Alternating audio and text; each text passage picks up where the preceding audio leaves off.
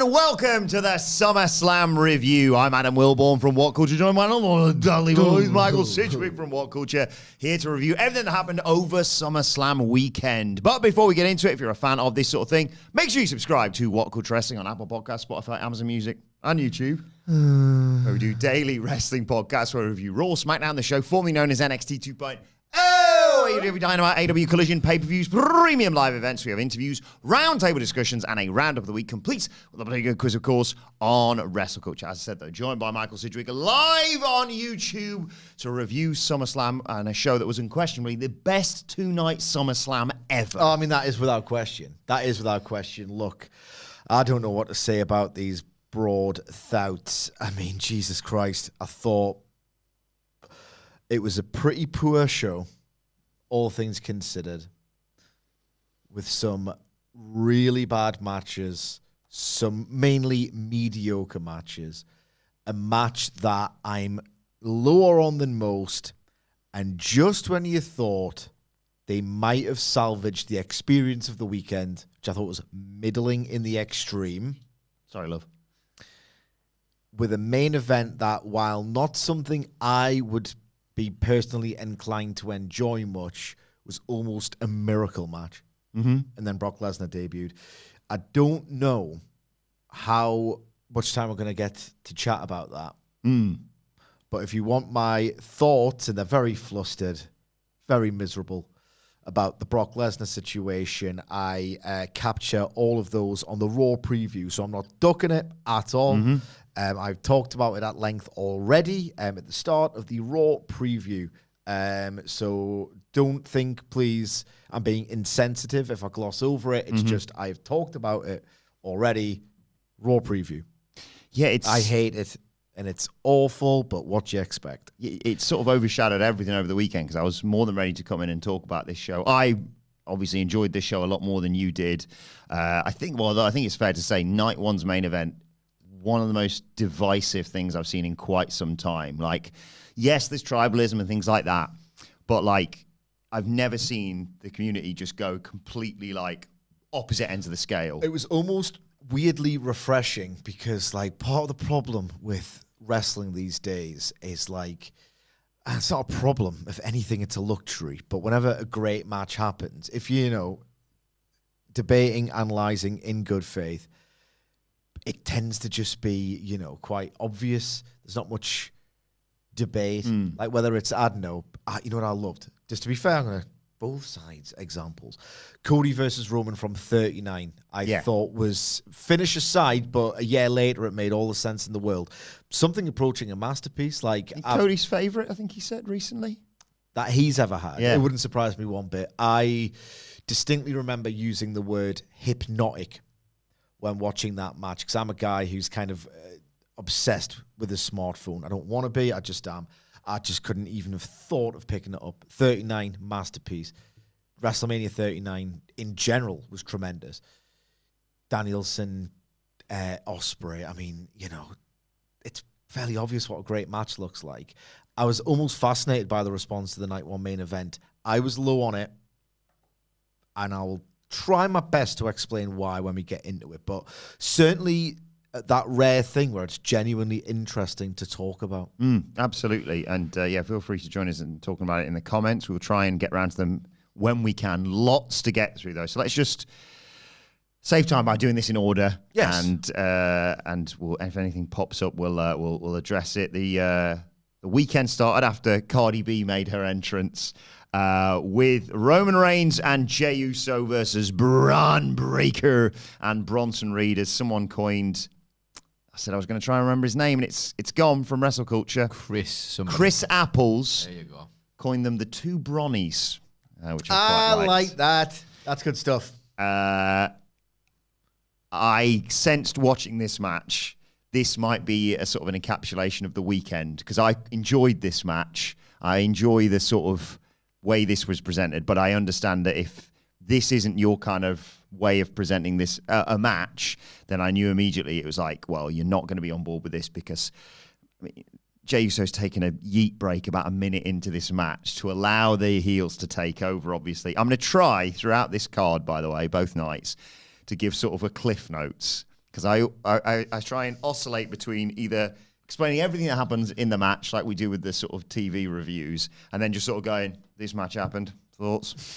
So I'm going to try and mention some things because I feel bad just sort of glossing over it. I will say I have one match where I have literally a sentence written down. That's it.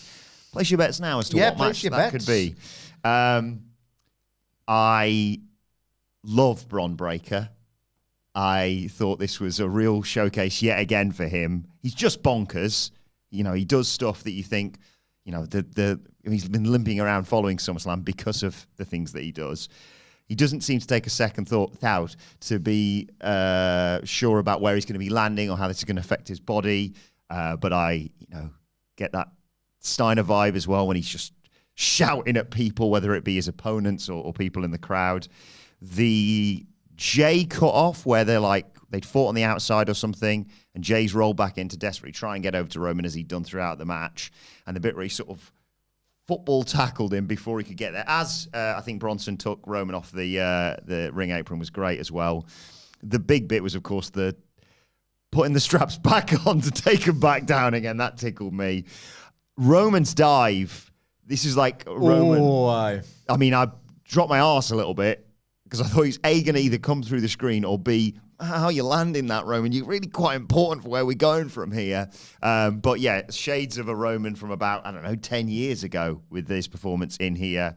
But then, the selflessness of Roman, sacrificing himself, aiding Jay in doing the 1D, and then eating the super spear from Bron Breakker before Jay can spear and splash Bronson Reed and get the win for his team.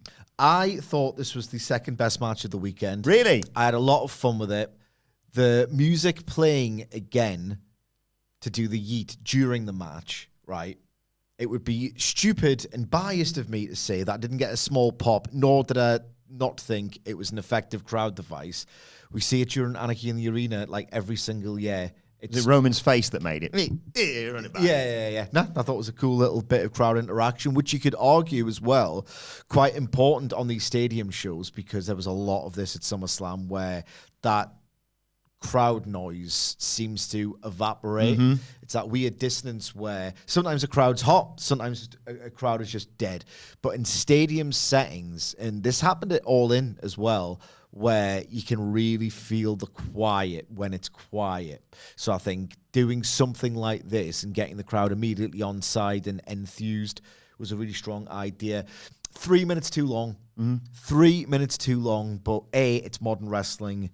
Virtually every single match I see on a pay-per-view or a PLE for the two companies, I would put under that category as well. AEW are a nightmare for it at times.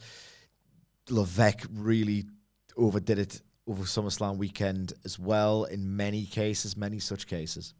But a 3-minute lull before the finishing sequence aside, this was a blast. I always love it when Bron is on that rampage and he tries to do the land speed record. It just looks like, and it's sort of like that awkward, just a collision like that.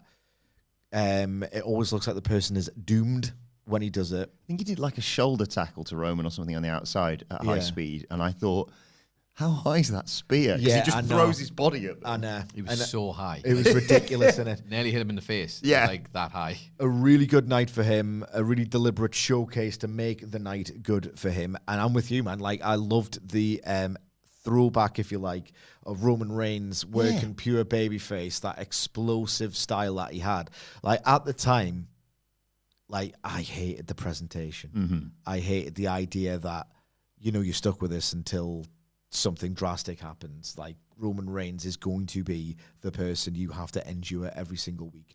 All along, I much preferred his in-ring babyface work to John Cena. It was just the idea of not another one. Yeah. I remember his match against Strowman, Fastlane 2017. I might have that wrong.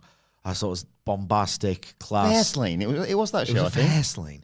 I thought Roman Reigns really had something as a babyface singles worker in the right context.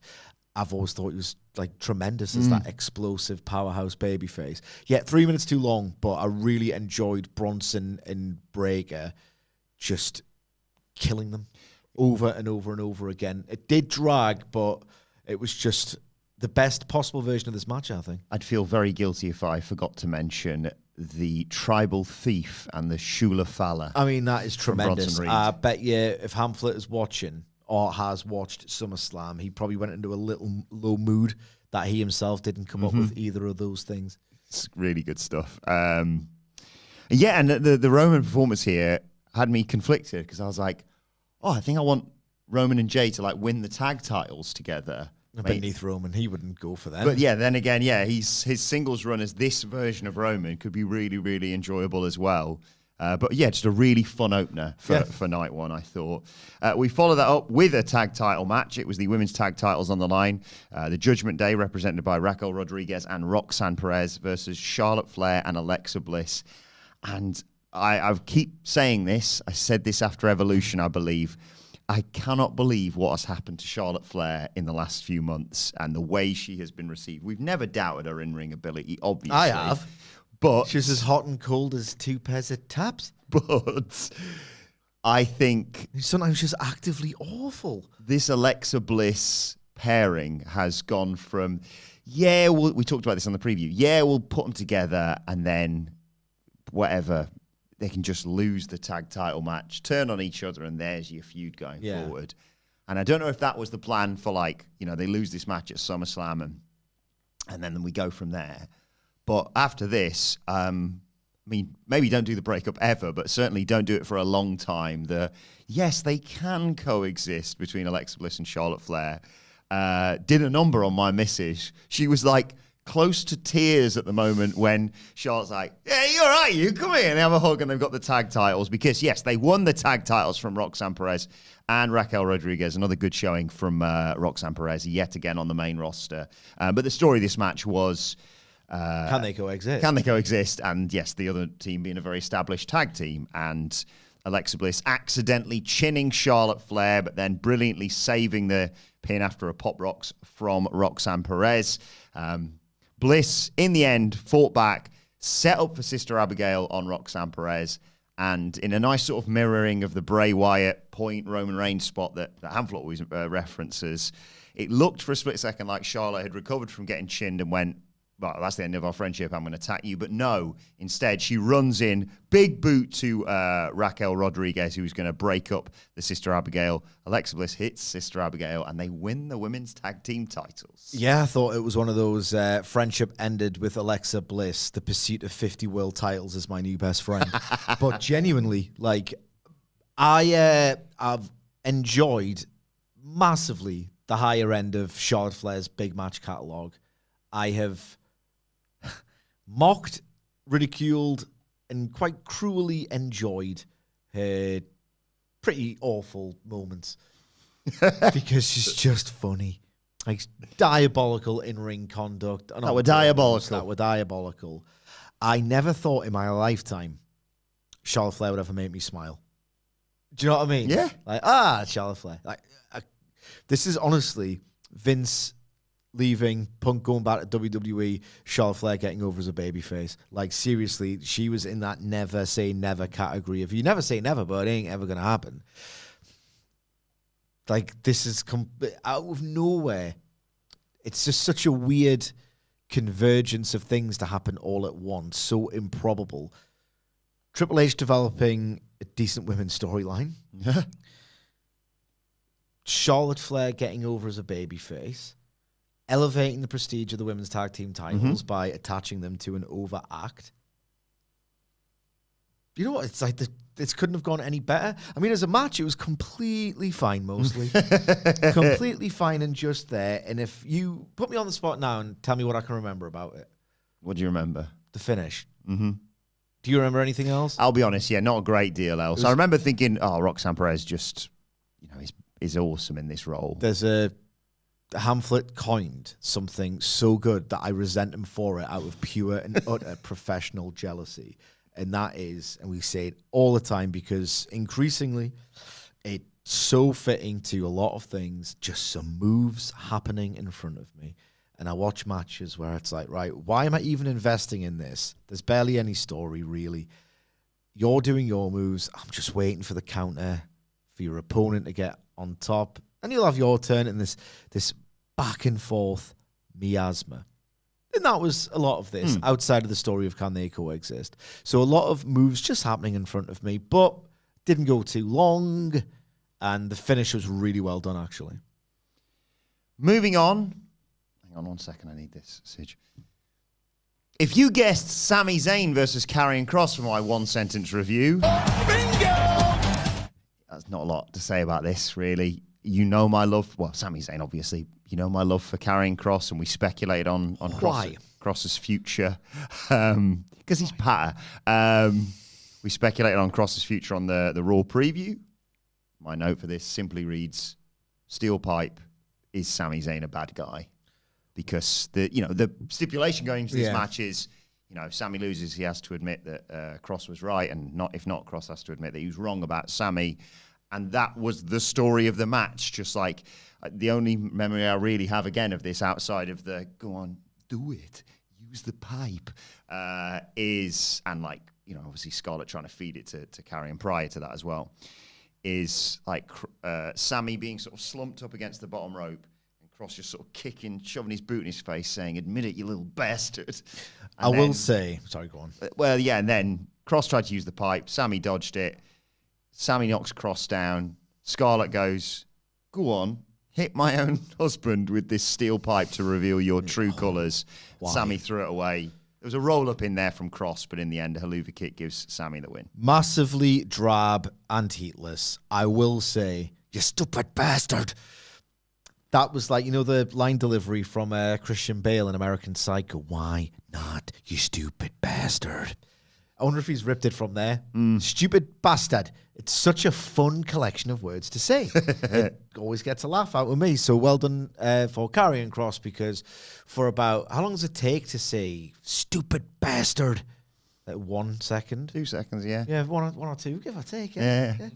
We split the difference. For 2 seconds out of, how long did the match go? It went 8 minutes and 10 seconds. Yeah, so for 8 minutes and 8 seconds, I was absolutely bored out of my mind. Drab, heatless, methodical, every single possible descriptor for something I have no interest in and found tedious. You can hoy at this match. And oh my God, what an abysmal, woefully unconvincing story, Pete. Did anyone in that audience, right? And you can, wrestling, everything's subjective, and you can't have your opinion. Well, I can't, asshole. That's how it works. Stupid bastard. That's going to be a thing, and I welcome it.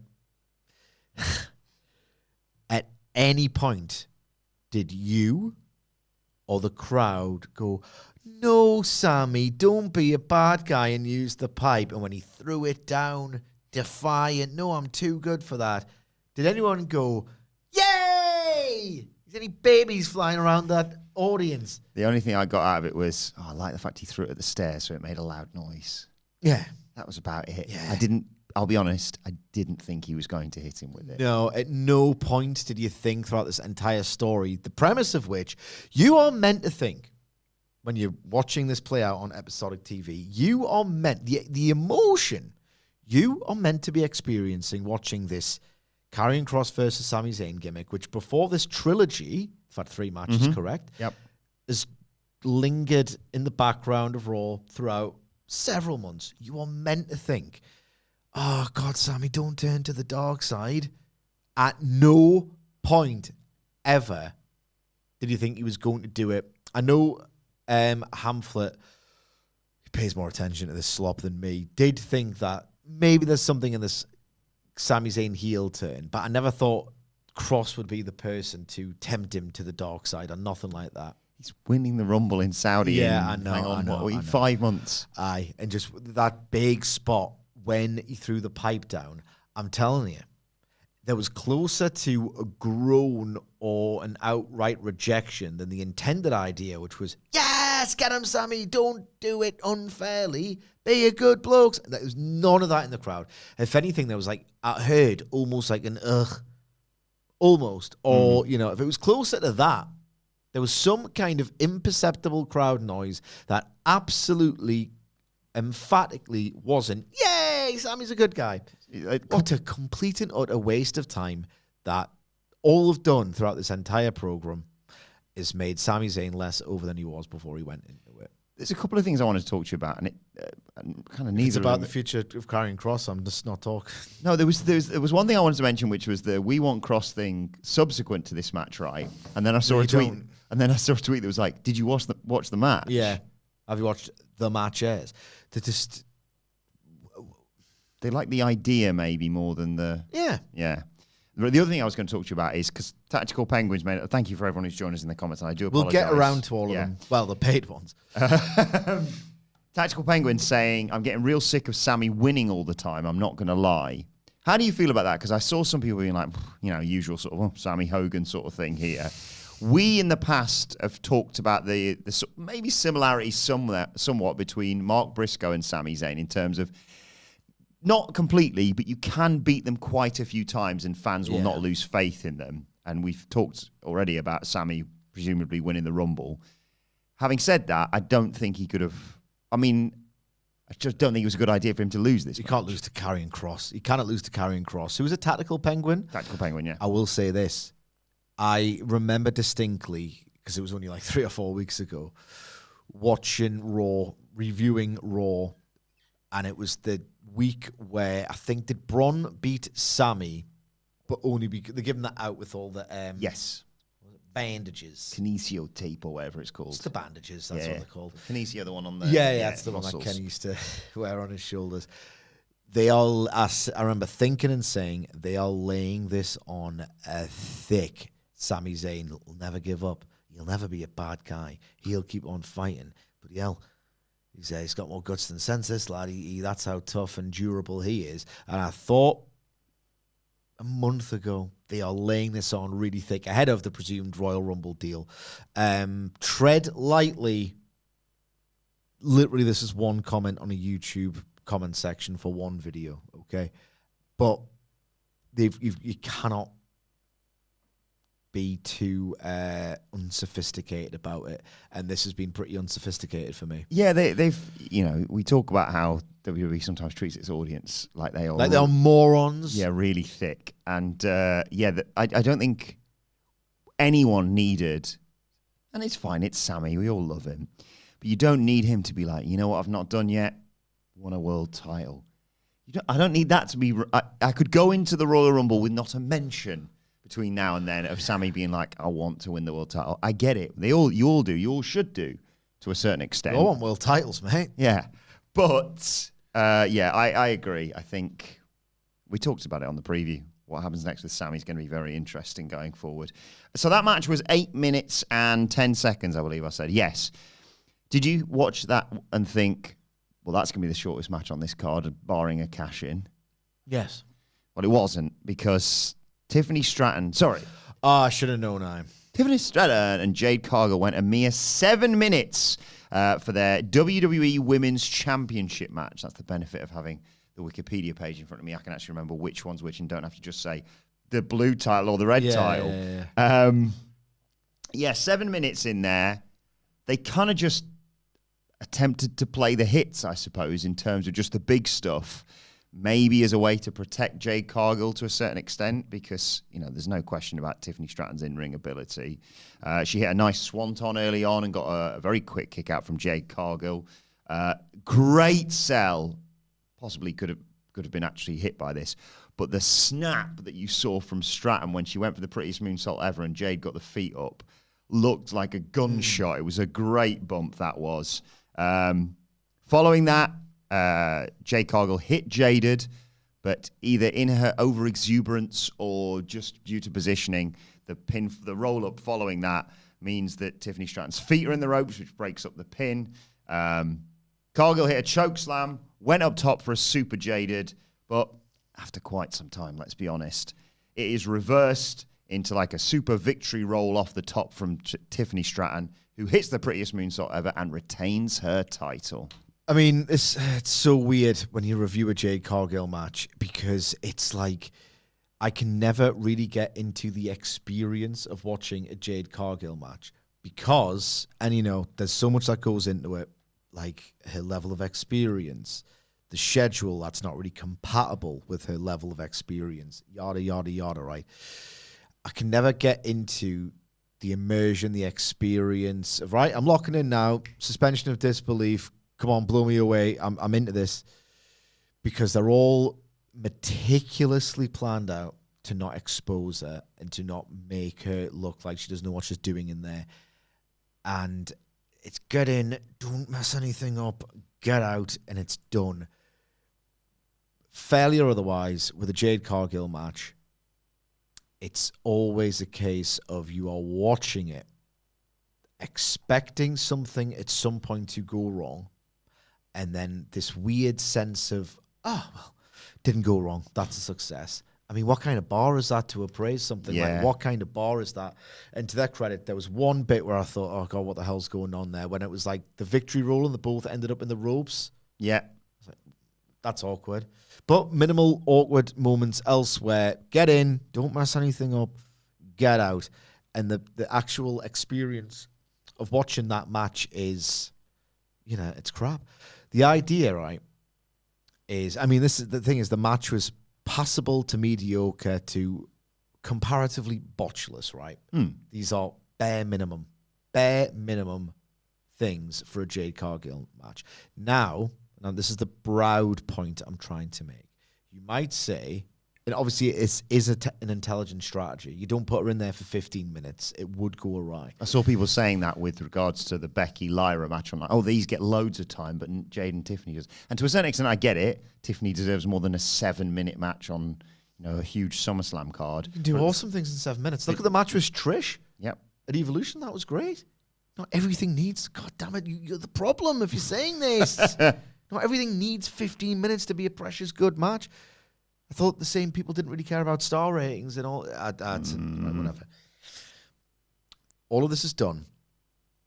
Get in, don't mess it up, get out. With the idea being, if you, with a decent, very directed performance, and us, WWE, by not making you do too much in there, we can then hide your negatives. So now, only your positives are sort of emphasized. At this point, what really are the positives with Jade Cargill? Like, some of her stuff looks good, but the first time I saw Jaded, I was like, Christ, that's going to break someone's nose. You know what I mean? Mm-hmm. What are the positives now? When she adds so little to her locker skill set, and she doesn't really seem to be performing in the moment with that confidence, there are no longer many positives. And I would contend that that aura, that next level presence, that total radiating superstar qualities, that's kind of evaporating. And that's been the case for a while. So that at this point, it's gone from accentuate the positives, hide the negatives, to now it's just hurriedly hide the negatives and get out. And I'll say this finish combined with Naomi's move over to Raw. I'm not saying they'll never revisit this, but it seems to me like a pivot, one that doesn't necessarily bode well for Jade Cargill's future. But I'm missing the positives that are meant to be accentuated in these short, sprinty matches now. We'll say I did like Jade's gear, the flag of country's flag, wasn't it? She was wearing across her gear. Yes, I don't want to get it wrong now. I'm on the spot. The flag. What flag was she wearing? You're definitely doing a bit, so I'm going to avoid this. No, he's not. Jamaica. I was trying to get you to say That's right. It was worth a try. Well played for figuring that out. They're learning. No, I know all of your faces. October Horse in the chat says Jamaica. No, I think she wanted to, actually. I still got it. What was I going to say? I was actually going to make a legitimate point prior to that. Oh, I remember. Yes. But then the pop got in the way. Yeah, always. That's the problem. No. I had not a revelation, because we've talked about this a lot, but I did have a moment during this match where, because I think, out of the three of us, four of us. Mr. Jeans has just said, it is funny. It is funny. Thanks, Mr. Jeans. Out of all of us, I think, without question, I've been the highest on Jade. Yeah.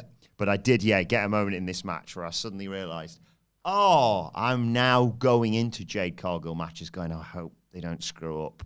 And that's not the way to take it. And I was also thinking, and we sort of talked a little bit about this in the office earlier, Tiffany Stratton obviously beats her to retain the title. Meanwhile, across this whole weekend, you've got, yes, she loses, but Lyra Valkyria putting in another great performance.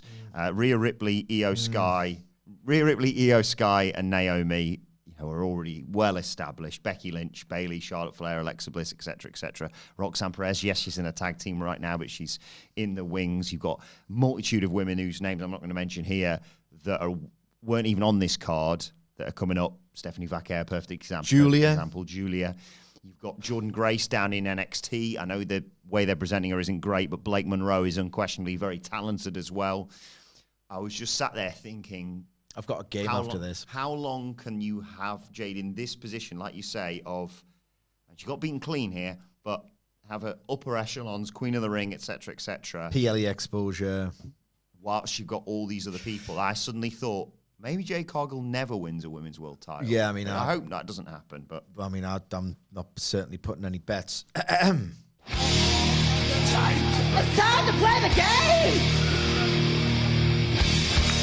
Time to play the game! Ha ha ha ha! I need some context before the name of the game, right? Okay. The context is I wake up on Saturday morning, right? And for a brief, horrifying moment, I think, oh, God, I've got to watch SmackDown. Because I've got to review it because Hamlet's on holiday. And I thought, you son of a bitch. Yeah. SummerSlam. Oh. But still better than SmackDown. So that's good. I don't have to review this. So I was just like, right, rooting around Netflix and YouTube and all the rest of it. And I thought, as my mind often does, it drifted towards Malachi Black and what's he up to and all the rest of it. And then I thought to myself, I'll got a little bit of a personal thing with Mally Black. So I was like, what's he up to? I always like to check in. Yeah. See how that illustrious career is going, because it's been made my understanding for ages now that all we need to do is get a competent booker to harness the genius that resides within Aleister Black so he can be the new Raven and Undertaker and Kevin Sullivan. Like this spooky character with these genius labyrinthine storylines, okay? And I noticed he had that match with Damian Priest, right? I actually don't know what happened in that match. Well, you'll get a clue when I do this again. What What percentage of matches... Aleister Black matches upon returning to WWE have ended in disqualification? Well, I assume that by the way you worded that match ended in a DQ. Yes. What was the DQ? R-Truth showed back up? I didn't know. I just read it. Okay. And I can't remember. There was... I'll go 10%. 37.5%. Jeez. He's not beating the allegations really there, is he? No, he isn't. 37%. 37.5%. I mean, he's had fewer than 10. I can't remember off the top of my head, but 3 of them have ended in DQs. He's not beating those allegations. Oh, boy. People in the chat, we're guessing even higher. Switch tells you all you need to know as well. Yeah. What a dumb run. Right, let's move on to the tag team match, the sort of celebrity match of the weekend. It was Drew McIntyre and Logan Paul versus Randy Orton and Jelly Roll. Couple of things to take away from this match for me. I had a lot of fun watching it. Nah. I think there's an argument to be made now that... It went too long? Oh, it went too long, yes. I'm not going to deny that, but I think Logan Paul is winning more and more people over with his in-ring work, which has always been up to par, but I think there was a period where people were like... Seen it. What else you got? What else you got? The spot, obviously elevated yet again by his use of technology. We've seen the drone stuff recently. Presumably it was those glasses he had on. I don't know. The fact you can get a sort of... You didn't know what my man Glasses had on. Yeah. I'm a big fan of POV, but you've got the Logan Paul glasses, and you get to see the cheersing of the Prime bottles before he did that insane spot with Jelly Roll. And I just sort of regressed to back being a child again, as they were like, solemn mood here as Jelly Roll is being sort of carried out of the arena, and he walks past his wife and he's in tears, and he can't continue despite the sort of, well, let me at him, Randy, sort of opening to this match of like, I'll take on former world champion Drew McIntyre.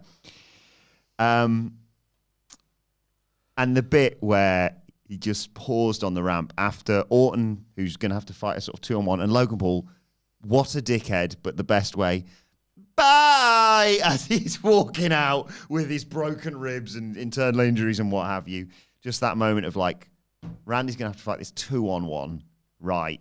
And he's just been hit with a superplex. It's going to go twice as long as a Randy Orton match. Great. His back's gone. And that just little look back of just like, you know what? I'm going to do it. And he gets back up in the apron. He sticks out his hand and there's like snot and spit all over his face. And he comes in and he has the choke slam. Again, excellent selling from Logan Paul. The sort of look of, oh, bollocks, he's back. Choke slam to him. Boss man slam to Drew McIntyre. The sort of power slam as Logan Paul comes off the top. Yes, in the end, of course, McIntyre claymores Jelly Roll. Then he gets hit with an RKO. Logan gets rid of Randy and splashes Jelly Roll for the win. But yeah, I just thought, A, put some damn respect on Logan Paul's name. And B, what a lovely moment for Jelly Roll. Who the fuck's Jelly Roll? Actually, did I read over the weekend? You can just swear on YouTube now. Mm-hmm. Yes, you can, but I'd prefer if you didn't. Why not? Because I've got to edit this for the subsequent podcast. Oh, I won't do too many then. Okay. I hate Jelly Roll's fucking face. Even before the big splash spot, which looked awesome. What a spot. I can't deny it. I won't. Don't want to. Loved it. Looked amazing, right? Even before that big emotional, oh my God. Duh. Even before that, right? I have not been able to stomach this one specific, and he only does really that specific Jelly Roll in WWE facial expression.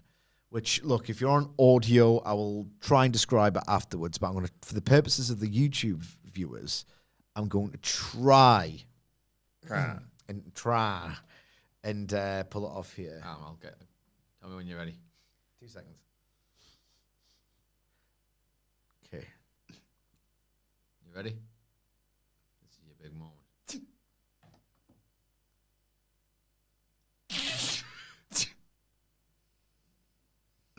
Yeah, I'm going to do it.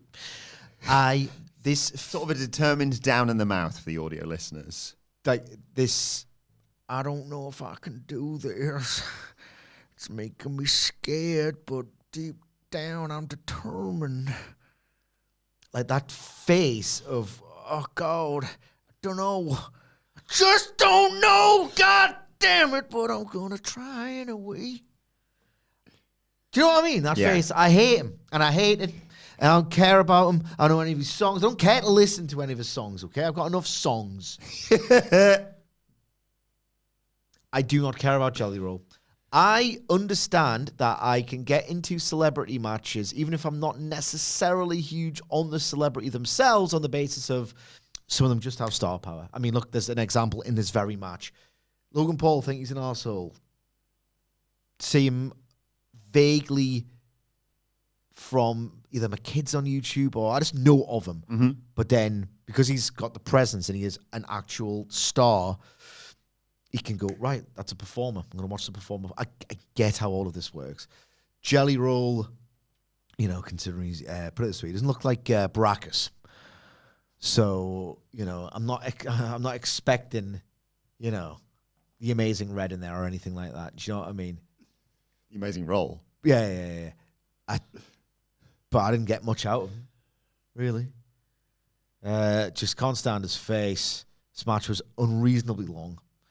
The idea of like 17 minutes. Yes! Jeez. He needs to go to jail, Paul Levesque, man. I'm telling you.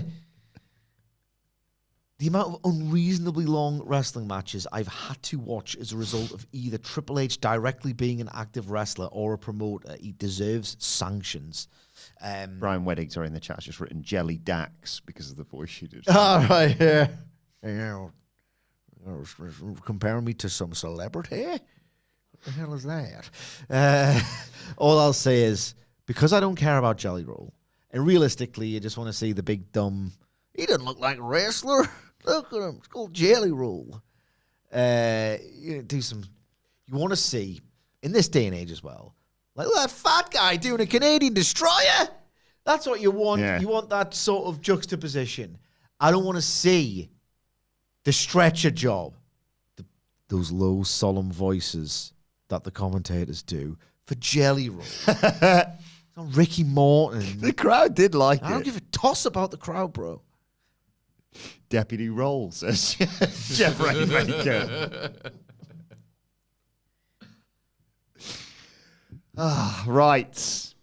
Let's get to the main event of the evening for the World Heavyweight Championship. It was Gunther defending against CM Punk in, as we mentioned earlier, one of the most divisive matches in recent memory. Very much an old school match, people were saying online. I got sort of Inoki Vader 96, Flair Vader 93 vibes from it. Yeah. Do one of those matches. The fans. Yeah. Full disclosure, that might have been completely cribbed from, I think, Ibu's response, friend of the channel, to Rob Naylor, to Andy Murray asking about the ratings of this match, because yes, this was a prolonged squash for large parts. Gunther absolutely dominated CM Punk. Loads of chops in there, of course. Punk tried to fight back by sort of targeting the arm, but anytime he got a bit of offense going, like a knee in the corner or whatever, boom, Gunther would knock him back down, hit him with power bombs out the corner and the like. Just absolutely dominate him. And there was a bit where even the commentators were just like, stay down, kid. To the 47-year-old Philip Brooks. To CM Punk. Numerous sort of, thank God it's over. Oh, no, it's not. Like, Gunther's hit the splash off the top or a powerbomb or whatever. He does that. I still love it as a spot. That spot where he sort of stretches them over the top rope turnbuckle bit with his foot on their throat, and Punk sort of collapses to the floor, and Gunther beats him up again a bit outside and then showboats standing tall on the announcer's table before Punk pulls his legs out from underneath. Gunther drops onto the announce table. Punk just sort of stumbles to ringside. He's completely, taken out of it by everything that Gunther's thrown at him. And then Gunther, I forgot to use this already. Oh my God. Moment, rises up with blood gushing down his face. And everyone's been talking about how, Gunther has several pieces of kryptonite, and the sort of big bad champion suddenly seeing the sight of his own blood and the panic that sort of instilled in him as they get back in there, and Punk realizing that this is his opportunity. In the end, he hits the top rope elbow for 2. Gunther desperately tries to take him out of it by putting him in a sleeper, but Punk reverses into a pair of GTSs to get the 1, 2, 3, and finally, all these years later, regain a world title in WWE for about 5 minutes. Right, okay. I'm going to be all over the place with this review, so bear with me. The first thing I will do before I get to the actual analysis and whatever insight I can provide, which is presumably why you're here, is just tell you my unfiltered feelings during the match and the experience of watching it. I was so bored. I was so bored. I thought this was so on the nose with what they were doing with the story. It was unreasonably long, to the point, right, where if you're going to go that long, I think the idea is, God, Punk's in a dire situation. It's getting more precarious. He's getting killed out there. It's actually starting to get ugly. It's starting to feel dangerous. Like, if he's going to get beat down for that long, you want to see on the outside like a proverbial towel You want to get the nearest white towel and against all reason, throw it in on his behalf. It was so much of the same thing for so long that this sense of, God, it's getting ugly in there. Never got it once. I'm going to caveat all of this, and again, I'm going to be all over the place. I apologize. I have wanted CM Punk since, I would say, August 2022, when he first started to get, his mood was really starting to show in the dub and beyond. I'm desperate to see him as a heel. Mm-hmm. Not the biggest fan of the bloke. Maybe, and that's something just you're going to have to live with. You can disagree with me all you like. Don't care. Maybe if because I loved this dude once upon a time, like 4 short years ago, like in 2012 and between 2009 and 2012, I kind of needed him for my fandom of WWE to stay attached to it, you know? Not anymore. Those days don't exist. Maybe if I was still there, I would have been thinking, come on, get up, give him a fight. So maybe you do need some emotional buy-in to CM Punk to, like, really get a lot out of this match. And if you don't, then it's something this long and this prolonged and this samey and this slow and this dull is going to be a struggle. And it was a struggle for me. So after watching this match, I'm not finished on it, by the way. After watching this match, I hop onto Twitter and we talked about the polarizing reactions. There are 2 people, fairly prominent, whose opinions I respect a lot. One is Ibu, friend of the channel of Wrestle Purists. The other is Bryan Alvarez, right? Me at number 3. There's more than 2 people, bro. I'm just saying 2 of the people whose opinion I respect in this space. Ibu, give it 5 stars. Bryan Alvarez said that was atrocious. Yeah. Right. I'm way closer to Alvarez, to be completely frank and honest, right? In what world this is a 5-star? Not mine. Certainly not mine, okay? And it's one of those where, and it wasn't just Ibu, and I'm not picking on him as well. He's my buddy. I just don't get that. Do I get atrocious? To a degree, yeah. Like, classic matches have a certain unifying theme or things in common that almost are necessary to qualify as a great match. I mean, this crowd until the last 8 minutes were just dead. Completely dead. So I don't think that was necessarily great. Like CM Punk, he's got such a weird, like, he's thrashed now. He is thrashed. He's got such this, like, completely suboptimal working style, if you can even call it a style, because it's not as if he's actively trying to do these sorts of things. Those power bombs looked abysmal to the point where they looked like they sucked for him to take, even though he was also being lowered to the ground and sort of released, if you like, half a foot above it. So I don't get any sort of satisfying crunch of him just taking that flat back, getting dragged to hell, you know? Just kind of curls up in a ball and just gets released. Like, he gets plopped. You know what I mean? Mm-hmm. He gets plopped. I've got 2 more things on this because I could talk around in circles the whole day. You get the gist. I thought it was too slow, too boring. No emotional buy-in on Punk. I think even a lot of the people who I saw praise this, a lot of people said, yeah, take 10 minutes off it, though. Didn't need 30 of this. It was at times interminable, right? 2 more things. 1, in fact, I think I've just got 1 more thing to say. The thing about this, right, is CM Punk, when he was working this, he's never been in more trouble. He is broken.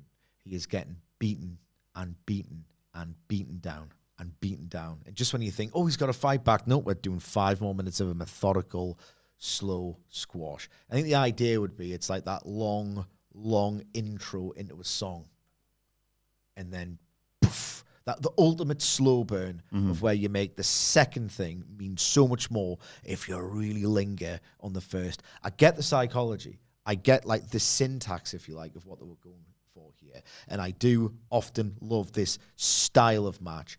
And I think as refreshing as it was to see in the context of a WWE ring, I thought the execution was at times really, really poor.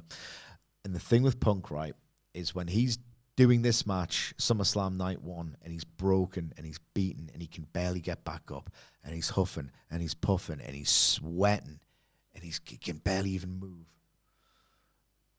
If he did that as a choice, even 4 or 5 years ago, that might be really effective, right? He moves and sells, air quotes, like this, 2 minutes into that Bron Breakker match in the Gauntlet? Like, the guy is broken down, right? So when a lot of people, and again, there's probably like rests on the buy-in of like emotional buy-in you've got on CM Punk, right? But I watch CM Punk do this, and I don't think, God, he's getting beaten. He is getting his ass kicked in there. I don't think it was violent enough either, to be honest. I don't think it was violent enough. I did love the spot where Gunther just picks him up, almost like a shoulder carry, like his kids won a football game or something, and just throws him clumsily on purpose into the ring post. That ruled. That approached the violence for me. I didn't get Vader Sting or anything. You know what I mean? Didn't get anything like that.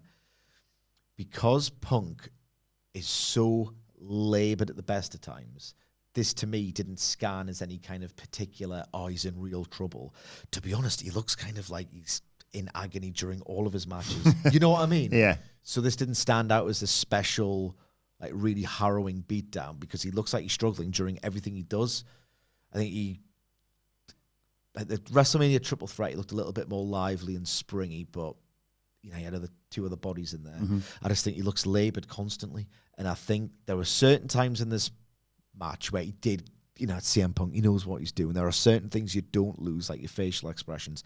However, there were certain times in this match where the guy was so exhausted, and this asked way too much of him, that like he almost was too exhausted to emote. And maybe that was effective for some people. It wasn't for me. It really wasn't. He just looked like he could barely have the energy to emote.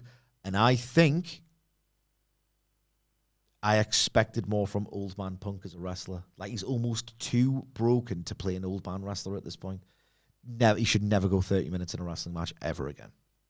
I think you're right. I think obviously any wrestling is subjective. And I was like, I get, like you say, Alvarez and Ibu and everyone sort of going, I thought this was the best match I've seen all year, to I thought this was absolutely outrageous. It was just tedious.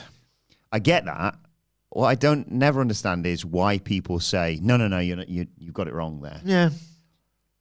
So it's just like, A, it's wrestling is a subjective medium. B, CM Punk out of everybody, like you say, if you're not on board with Punk, you're not going to be there watching after 25 minutes going, come on, Phil, get back into this.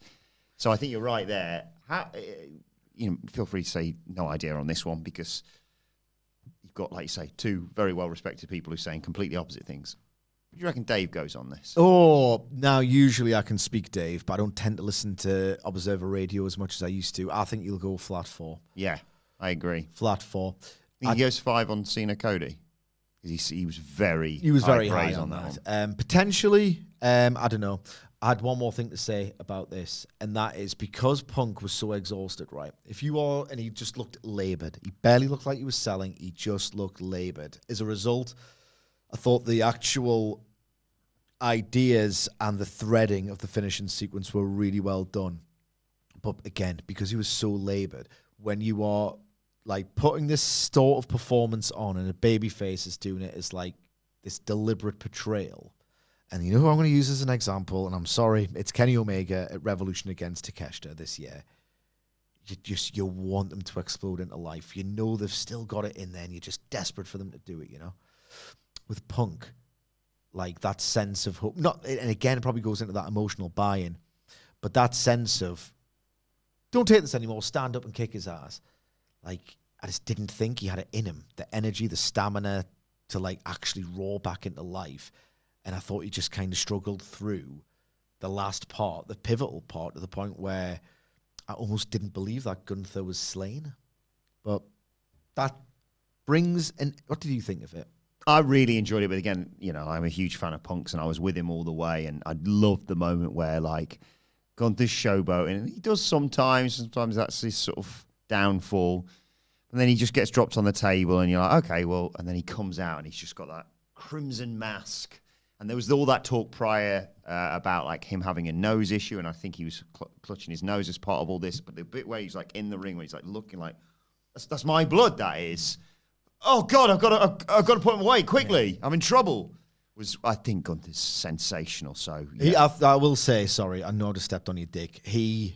I agree with Alvarez. Alvarez was like, Gunther works so hard. I thought it was a towering individual performance from Gunther. Like, if I was giving this a star rating, and some people on X weren't amused, when I earnestly replied to Andy Murray, through Gunther's performance alone, 2 3/4, because his individual performance was excellent. I thought this was bad. I was ecstatic when Punk won, and all I could think in that moment was, right, let's wrap this show up. Let's get the old thing in the corner and let's send everyone home. Just before you run away, can we try and finish on some unified, like, surely we both enjoyed CM Punk's incredible jacket and ring gear as a whole. I mean, that was... he looked gorgeous. He looked absolutely unbelievable. What was it about that blue and white, man? What was that? A lot of people was EO was wearing it. Fraxiom was wearing it. There was another one I've forgotten. Someone else. The Fantastic Four or something. Yeah. Quite possibly, yeah. Well, there you go. Fantastic Phil. He looked. So those are the end of my night one thoughts. Well, not quite. Oh, God, I forgot about this. Well, that's the problem. Therein lies the problem. I forgot about Seth Rollins. This night ain't over because, yes, CM Punk is celebrating. He's emotional. He's finally got that world title, as I say. He lifts it above his head, and we hear the the infamous sting of Seth Rollins.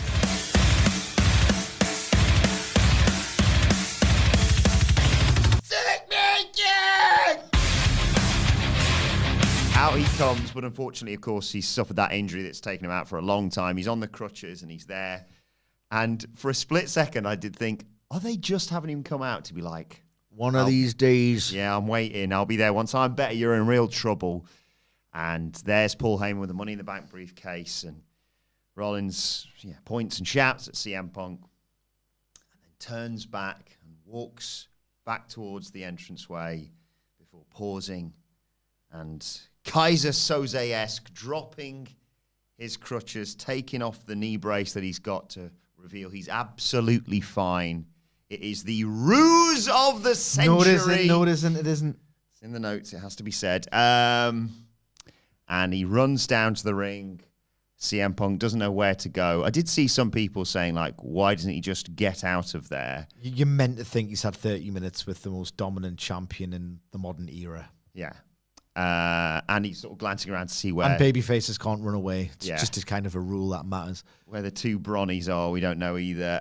But, yeah, Seth Rollins runs down and Punk tries to fight him off, but just gets clobbered with the briefcase on several occasions. Seth cashes in. Stomp. 1, 2, 3. As I said, CM Punk was a champion for about 5 minutes. But Seth Rollins has pulled it off. He celebrates over the corpse of CM Punk, basically.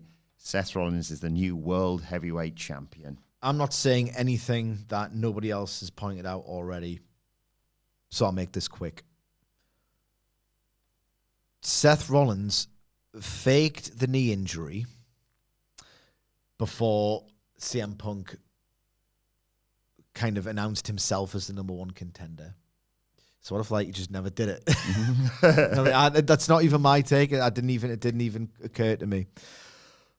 But that's stupid. Some master plan. Very convenient. Mm-hmm. Worked out very conveniently for Seth Rollins.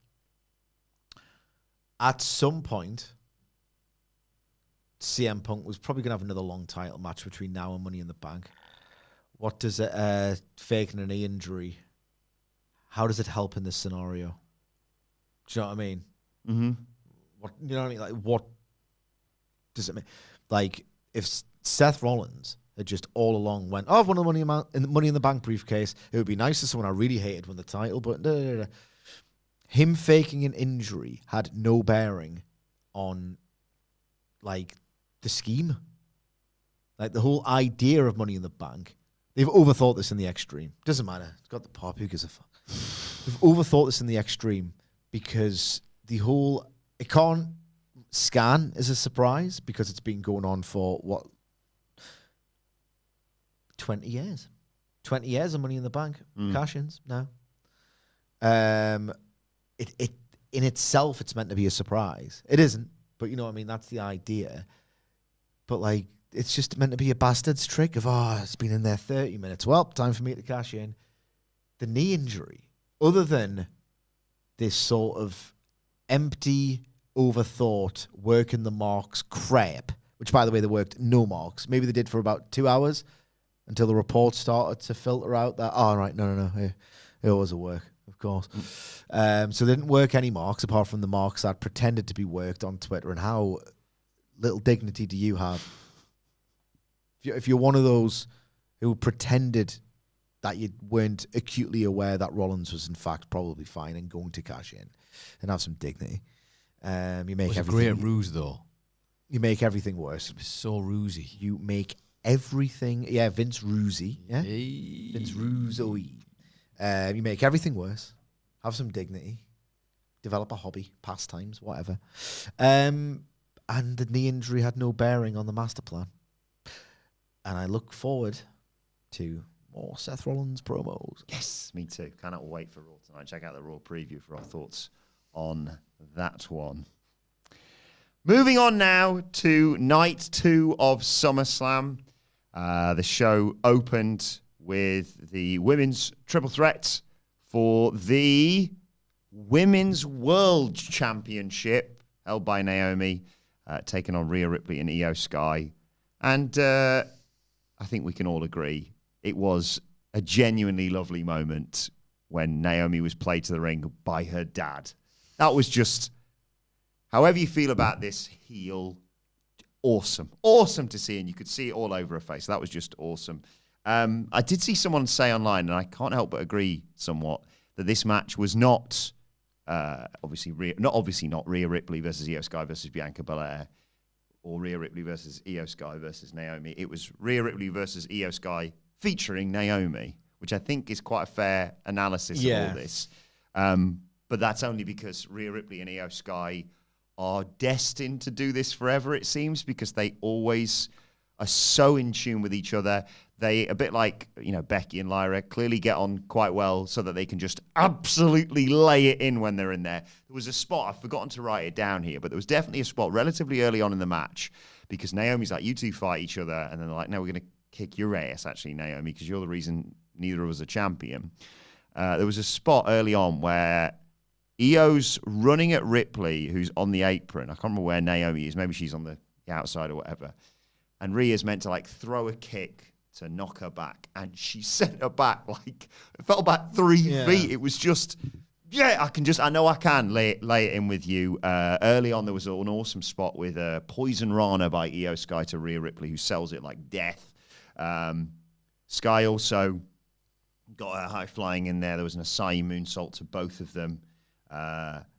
Sky and Ripley kicked Naomi out to the floor, and Ripley flip dived onto Naomi, and Sky powerbombed Rhea Ripley onto Naomi in a nice spot following that. Io Sky just never fails to impress for me. But as they head back inside, Io gets caught up top by Rhea Ripley for a super riptide, but right at the last second, Naomi comes in, rolls up Ripley with the trunks, and steals one to retain her title. Yeah. I thought it was fine, but it was Naomi playing the spoiler role of she's going to try and she's the heel in this match. So a weird dynamic of two baby faces and one heel. I thought they worked around it quite well of, the match featuring Naomi, but that was the actual point, and the main thread was these two have a profound professional mutual respect, great chemistry, to the point that their focus on proving themselves the better woman made them lose sight of the fact that the champion was in the ring and she was trying to steal the opportunities and, going for those roll-ups and what have you. It's just the problem to a degree with that story thread was Naomi did in fact slow things down, and she's meant to be the one who's like, right, okay, let's quickly get an advantage. But because she's a level below as a worker, that was a bit jarring, I think, between idea and execution. I did and didn't like the WrestleMania callback spot purely because it reminded you of a better match. When you do a callback spot, usually it's to build on an existing match. When you do like a better iterative sequel, but it was kind of the opposite of the case here. Some of the sequences were good. I was quite into it.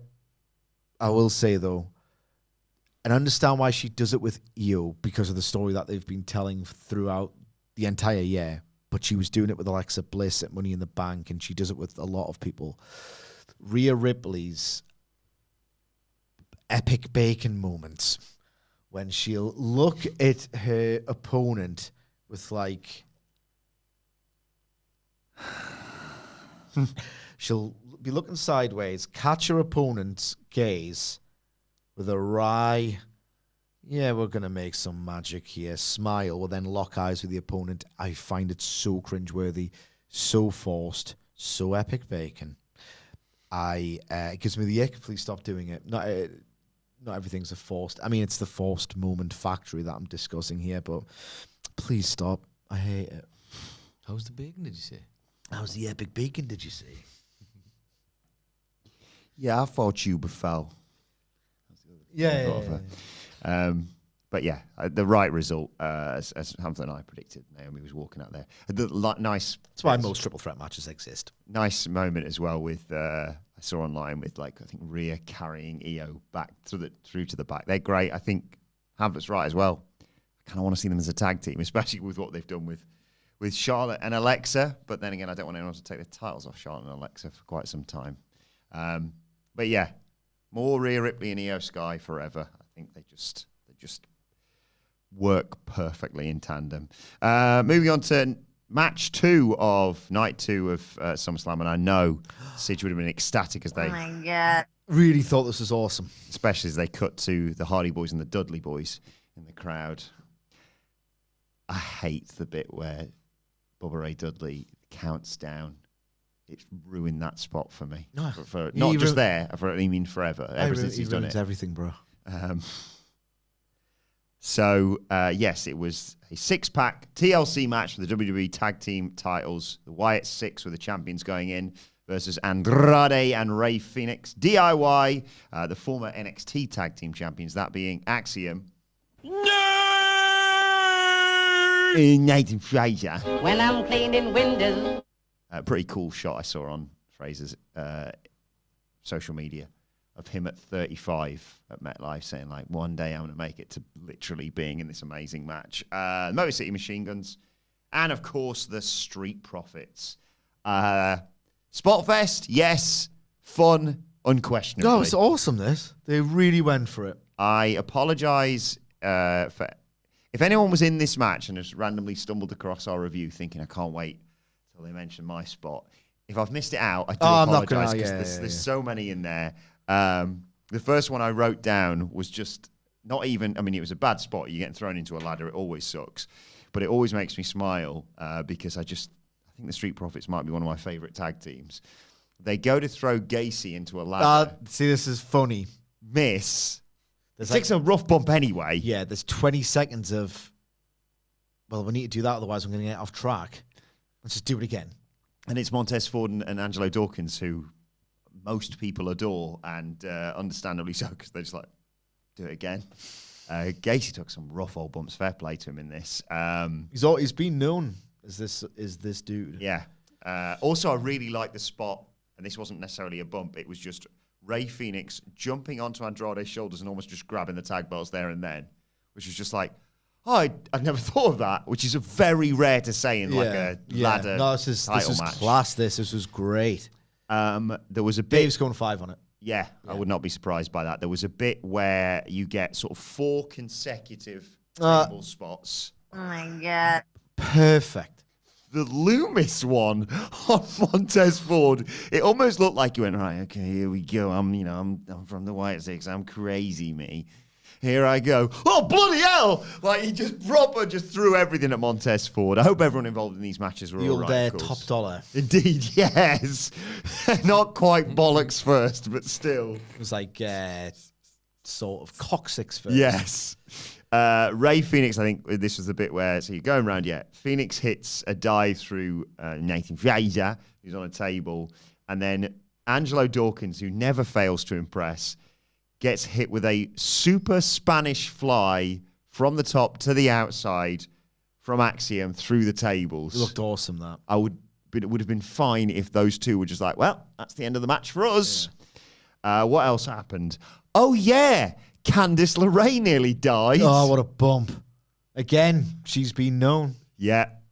She was... Any of those PWG highlights from your... I think Jesus, you showed me. yeah.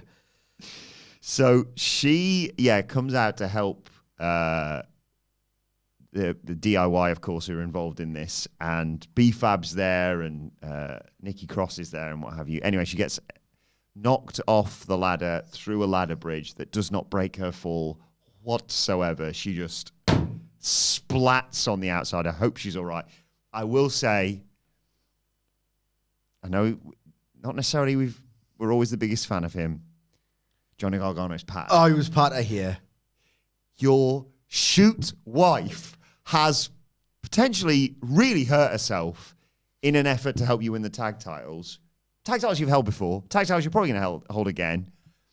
She's your wife. She's your wife. Mother of your child. She's just gone through a ladder bridge that I'm fairly certain Ciampa was the one who actually set up, by the way. It was. Oh my God, that's a really bad bump. Johnny Gargano, you good? I'm going to go and grab the tag titles. Excellent. Excellent. Huge pap. Rowan comes in to clean house and batters everyone in sight until the Street Profits. I don't know why. I know this was like Table City Jones across this entire night, by the way. The Rowan bump through the table was great. It just sort of went because he gets knocked through it by the Street Profits. Instant, wasn't it? Yeah. Love Eric Rowan. We all do here. Ciampa goes up, grabs not the belts, the thing that's holding the belts. So the Motor City Carabiner. Thank you. The Motor City Machine Guns move the ladder out of the way, and Tommaso Ciampa is dangling. And actually, no, it's not. Carry on. Any TLC fans know what that is a precursor to. Oh, this is awesome, this. And you see Nathan Fraser when I'm cleaning windows, running up the ladder. Gargano kind of stops him for a second, but he kicks him away. And you're like, well, here we go. Big ladder, man dangling from thing, spear. We've all seen this before. And they did it on the TV ladder Yes. match, so you were thinking, oh, they're going to do this one again. Fraser sets himself up, dives, and Ciampa is not there when he gets there because he has managed to lift himself up. Done a sit-up, essentially. Out of the way of Nathan Fraser. oh my God. One of the best spots in a ladder match I can remember in years and years and years. And I reckon it'll stay with me for just as long. This was Great. Fantastic. You can tell he's got that specific physique if he's capable of doing stuff like this as well. He's got an incredible physique, Ciampa. Like, imagine trying to do that. I can't comprehend the level of, like, fitness and... Yeah. Even especially after having done all the stuff in this match. Anyway, DIY eventually go back up to grab the titles, but Uncle Howdy comes in to shove them both down, and DIY, there's like 4 tables that I think have been set up by the Street Profits earlier, with an homage to the Dudleys in there, and they go smashing through all of them, do DIY as Howdy tips the ladder over. Fraser goes up. It's like the speed on that boy is ridiculous. Just running up a ladder, but he gets caught there. Mandible claw by Uncle Howdy. Andrade got involved as Ray Fenix was up there as well, eating another mandible claw, I should say. Sunset bomb to Uncle Howdy through another sort of ladder on a ladder bridge. But in the end, the Wyatts get back in. Oh, yeah, the 2 people actually representing the Wyatt 6 in this tag match. Gacy and Loomis. Loomis sort of stopping anyone from getting up there, and Gacy going up to grab the tag titles and retain them for the Wyatt 6. Minor gripe. I thought the Wyatt 6 stuff at the end went on a bit flat, wasn't it? Yeah. Bit flat, and it went on a bit. But I mean, this was unbelievable. Yet again, this is a take that I can't believe I have, but it's totally true, and it shouldn't be. Considering AEW generally tends to let its wrestlers go all out in this action-heavy promotion. Way more emphasis on great in-ring and athleticism and whatever. And it's way more violent most of the time, AEW. WWE is the total ladder match king. This was fantastic entertainment. Really brilliantly arranged. The spot that you mentioned earlier of the table spot, table bump, table wreckage, again, was just like, like they made you make that noise. Like that Ciampa spot was so clever. Surely, like, physically massively challenging to put off. Huge risk as well. They had the tone of it as well was fantastic. Like, you had genuine violence here, not much in the way of emotion, but like some really good black comedy as well. This took a gigantic piss all over the men's Money in the Bank match. It's the best ladder match of the year. Like, almighty piss. This is wildly entertaining, completely nuts, really funny, hugely creative. I thought this was fantastic. Best match of the weekend by far. As tedious a slow burn classic wrestling match, which I ordinarily enjoy, as Punk and Gunther was. It's a spot fest. This hit every single note. Personification of this is Anne Louise has been kind of getting a sort of cliff notes of each night of SummerSlam. So Sunday, I'm like, I know she likes Roman and Jay, but you can kind of get the last sort of 5 minutes of that match, and I'll tell you the stuff that happened previous to that, apart from they got beaten down when they were doing a yeet mid-match. She really liked Charlotte and Alexa, like I said. I did not show her Sami and Karrion Kross. Tiffany Jade was 7 minutes, so of course we'd watch that. I sort of skipped to the bit with Jelly Roll and the table spot for that one. I skipped to the last 5 minutes of CM Punk and Gunther and the Rollins cash-in, obviously, for that. Saved her a lot of time. This morning, she sort of asked me, how was night 2? And I said, sort of, I don't want to give her any results. I said, if you're going to watch it, because she's been watching a bit on her phone when she wakes up and stuff, be prepared that I'm going to come home and want to watch that TLC match again. Yeah. It was that good. It was awesome. Go, if you're one of those, I get it. Dude, don't really watch the Fed and follow it through these pods. Watch that ladder match. It was a riot.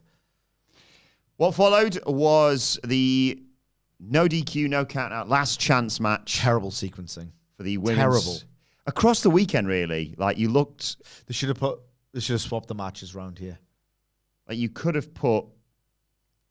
It's still a stip match in terms of there's something riding on it with the apology, but you could have put Kross and Sami on night 2. Or one of the tag matches, I suppose, at the start of night 1, just because it was just like, triple threat match. So in theory, anything goes, although they were pretty within the rules here. Insane TLC match, followed by big blow-off feud, anything goes, no DQ, followed by steel cage, followed by IC title match, followed by street fight. Yeah. But yes, it was the no DQ, no count out, last chance match for the women's IC title. Becky Lynch, Lyra, Valkyria. If Lyra loses, she can never fight for the IC title again until Becky has dropped it. And these two just love beating the crap out of each other, basically. Very inventive, I'll say that, in terms of, I know this maybe doesn't stand up necessarily compared to their previous wars. But like early on, Becky Lynch gets a kendo stick, and Lyra Valkyria is like, I knew you were going to do that, so I've got a crowbar. Is that a tease for Tony D, though, on the main roster? Probably not. We'll deal with this on the NXT preview tomorrow. Are you out of your fucking mind, crowbar? That's immediately what I thought of when I saw that as well. Rick and Ass still in NXT, though. Yes. Not quite on the main roster. Just for the time being. Yeah. But yeah, lots of weapons in, like chairs, tables, etc., etc. Becky Lynch gets the toolbox and pulls out some zip ties to tie Lyra Valkyria's hands together. She gets battered, obviously, because she can't protect herself. Becky sets her up with some chairs, but somehow Valkyria managed to get her arms around Becky Lynch to hit her belly to belly through the chairs. She also hit a moonsault. I will say, Oh my God. a moonsault with your hands tied together is fairly impressive from Lyra Valkyria. Fairly, coming from me, come on. She's got her hands tied together. I think, was it the moonsault? Possibly. There's a spot in this where, credit to Lyra for thinking, well, this is what the match needs.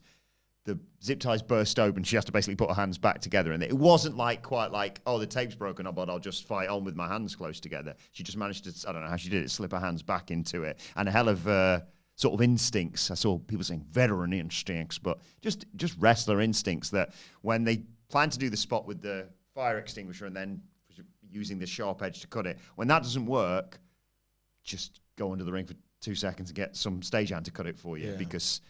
Although I don't want to be sat there for 10 minutes. Give me a second. Yeah, there's no worse. Well, there's loads of things worse. There's genocide and stuff. But there's there's in wrestling, it's like I remember during friggin'. Can I guess? Can I Roman guess? and Kevin Owens? Yeah, that's what I was going to guess. Well, good guess, but it's a Fed, so I don't care that much. Okay. There was. Foolish us. Yeah, that's where we went wrong.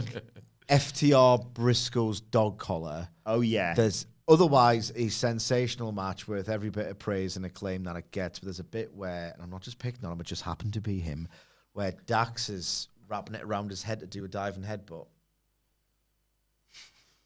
It's like, just give up, mate. Just give up. He does it like this for about 5 years. Lyra gets free, fights back. She hit a Nightwing off the stairs. Becky comes back and hits a manhandle slam onto some chairs for a 2 count. Becky Lynch grabs the crowbar. You out of your fucking mind, crowbar? But before she can kill Lyra Valkyria with it, who should appear but Bayley to snatch it away from her and obviously gesticulate and row with Becky Lynch. Becky tries to sneak attack Bayley as she goes to leave, and they brawl around ringside. Valkyria gets back into it. There was a great spot in this, by the way. I don't know why, but I popped for this, seeing it on socials today. So they fight, Bayley and Becky Lynch, this is. Becky Lynch manages to get away from Bayley. She's like, whoa, bloody hell. I think she got a steel chain wrapped around her fist. Bloody hell, I'm knackered, me. Oh, I'll just have a quick rest on this table that Lyra set up earlier on in the match. And brilliant the way it was shot. This was good. Lyra just comes from out of the picture to leg drop Becky Lynch from the table. The reason why I popped is someone has put an eagle sound effect on it on Twitter. They're like, through the table. They get back into the ring, and Bayley accidentally knocks Valkyria down. Becky Lynch hits her with a manhandle slam. 1, 2, 3. She retains the women's IC title. Yeah, now would be a good time to reiterate. We know there's some super chats. Yes. That's what they're called, isn't it? So we'll get to them probably at the end of the podcast. So whenever Wilborn Downwell feels like it, he's hosting, but we haven't forgotten. And I'm reminding him now in case he had. Look, I thought this dragged. I thought this dragged. 25 minutes? Yeah, 25 minutes. I thought this dragged. Again, there's nothing worse. There is. It's really annoying when you think the end of a match is in sight and then you see, oh, God, no, they're not going to the finish. They're doing another phase. And I got that. Mm-hmm. Oh, no. It's going long, this. It's going long. I thought it dragged. And another problem I had with this, I love that drop kick spot. Really, really creative, and it speaks to one of my favorite things in a plunder match, where if you can make me forget the weapon exists or make me forget how it was set up and then just use it as if it's like the strategy has presented itself to you randomly, as opposed to we've built this like 10 minutes ago. I'm always a huge fan of that. They nailed it. I don't think the cuff spot, which looks like Triple H has been watching some 2019 AEW. Or, maybe some Darby Allin's indie work. Who the hell knows? I'm not necessarily sure that works so well in a stadium. because she was at that for a long time. And if the TV, big screen situations always odd at a stadium. Sometimes they're on, sometimes they're not. Sometimes it changes from match to match. Yeah, we were behind the big screen when we were at MetLife, of course. But yes, I distinctly remember when it went down in like LA, people like, I guess I'm not watching the show then because it was so far back. Yeah. Yeah. I don't necessarily... Certainly at 35, they didn't use the screens anywhere near as much as they should have. Yeah. Because we were like, I can't see. Yeah, I cannot see. So it's a bit of a crapshoot, changes from match to match. So I don't know what the big screen situation was there, but it feels like it's a very small object to really zero in on. Hard to do that big sort of broad stadium match where you need to project everything more often than not. I don't think it was the cleverest move. I really dragged for me on occasion. There's like some creative ideas in there, but easily the weakest Becky Lyra match for me. That drop was class. It was awesome. Another sort of dumb bit of sequencing here, actually, because yes, stipulation, anything goes sort of matches following each other's bad, but a zip tie match literally immediately followed by a handcuff spot in the next match. I know. It was the steel cage match. It was really anticlimactic in and of itself. Yeah, they botched the production of it. They botched the production of it. It seemed to just happen and then not. Because the moment it happened, I thought, oh, that's going to be a cool spot when he like snaps it off.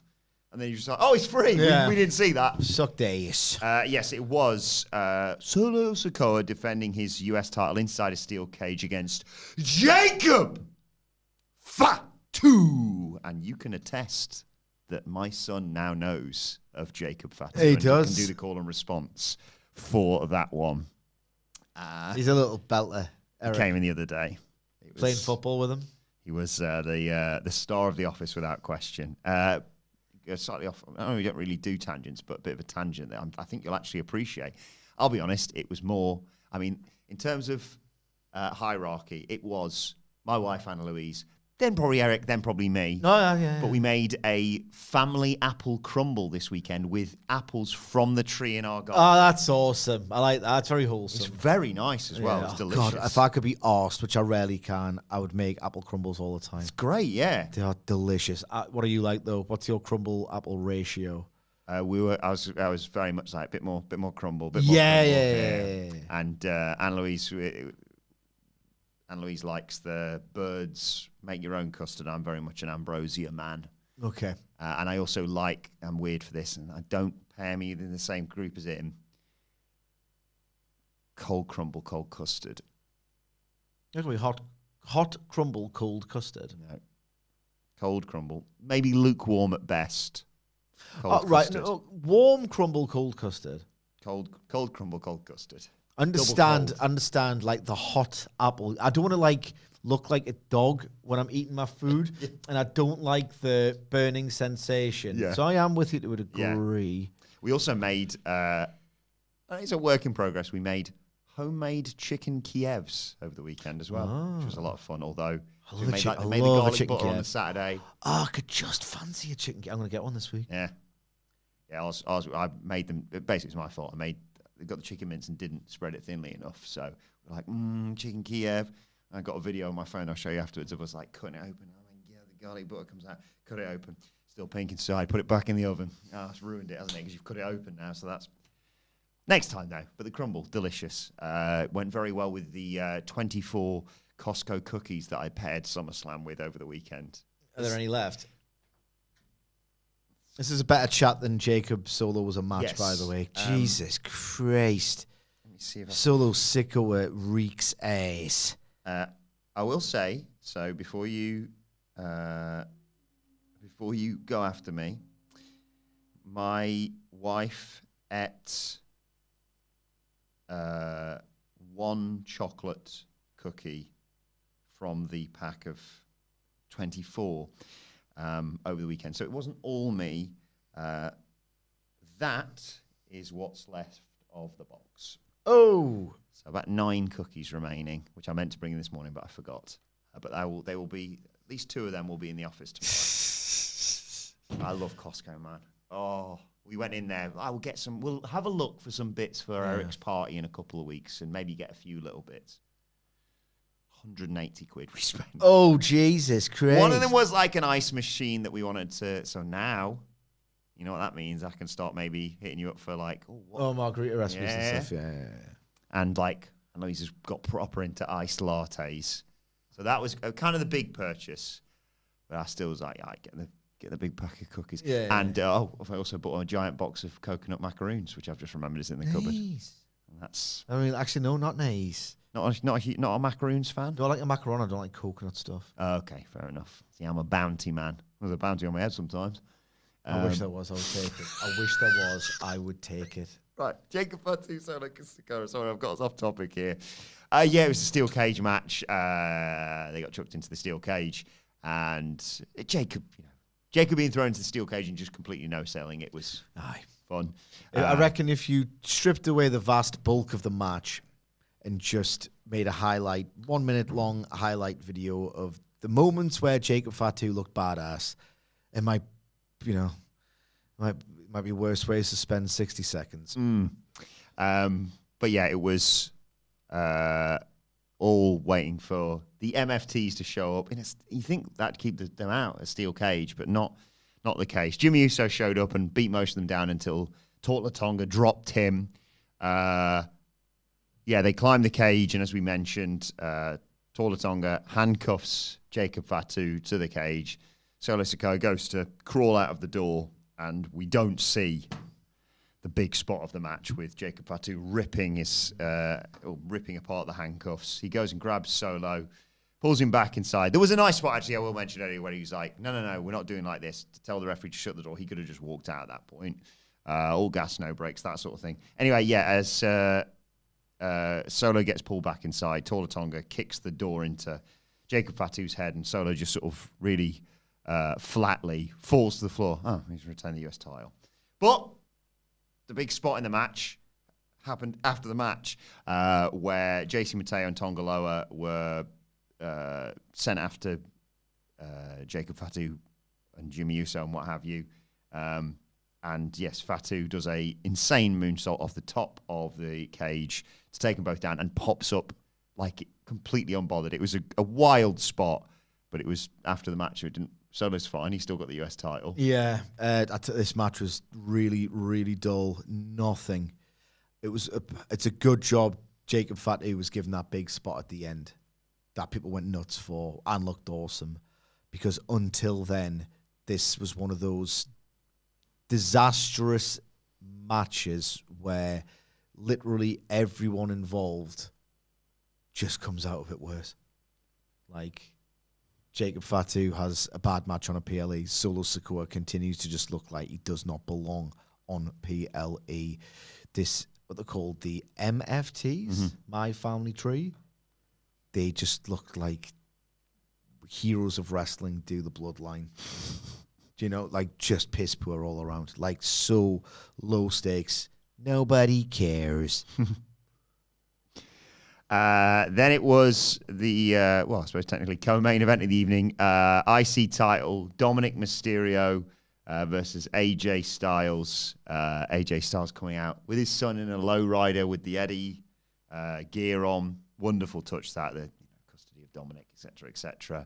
And AJ Styles kicked his ass for the majority of this match. This was sort of an Eddie Guerrero tribute throughout the 10 minutes, 45 seconds of this match. You had the classic chair spot with Dom doing it when the referee's ducked out, smashing the chair against the floor and throwing it to AJ Styles, but AJ Styles has the moment to realise the ref hasn't seen this yet, wraps it around his neck and collapses to the floor. But the finish was, straight out of the Eddie Guerrero playbook. Earlier on in the match, we'd seen Dominic Mysterio get caught in the calf crusher. Then, just before he goes for it a second time, Dom loosens the boot, and AJ Styles goes after it again, pulls the boot off, realizes what's happened, gets clobbered with the boot by Dominic Mysterio, who wins and retains his IC title. Yeah, I tell you what, it's not often I actually have expectations. I was a little bit disappointed with this because I found the build, like with AJ Styles being the master of disguise and stuff, just quite funny, quite entertaining. Look, don't make me sit here, WWE, and like just slaughter a sacred cow. Don't make me do that, for Christ's sake. But like, yeah, sorry, Daisy, but like, I want to know whose idea it was, whether it was LaVex, one of the more high-ranking agents like your Michael Hayes, who thought, wouldn't it be a great idea? Hey, I got an idea. Well, I want to do all those 80 spots in this match. Let's do all those old 80 spots in this match. It's like, did anyone not think people have been doing those old Eddie spots in these matches for like, it feels like on a monthly basis at this point? Mm-hmm. I understand. He touched a lot of people. He was an absolutely phenomenal professional wrestler. Mm-hmm. And then way too late, because he died tragically young, he was one of the best sports entertainers of his era. I understand why he is held in such reverence. I do not need to see an Eddie Guerrero tribute spot for another 3 years. Does that make us a bad person? No. Like, come on, man.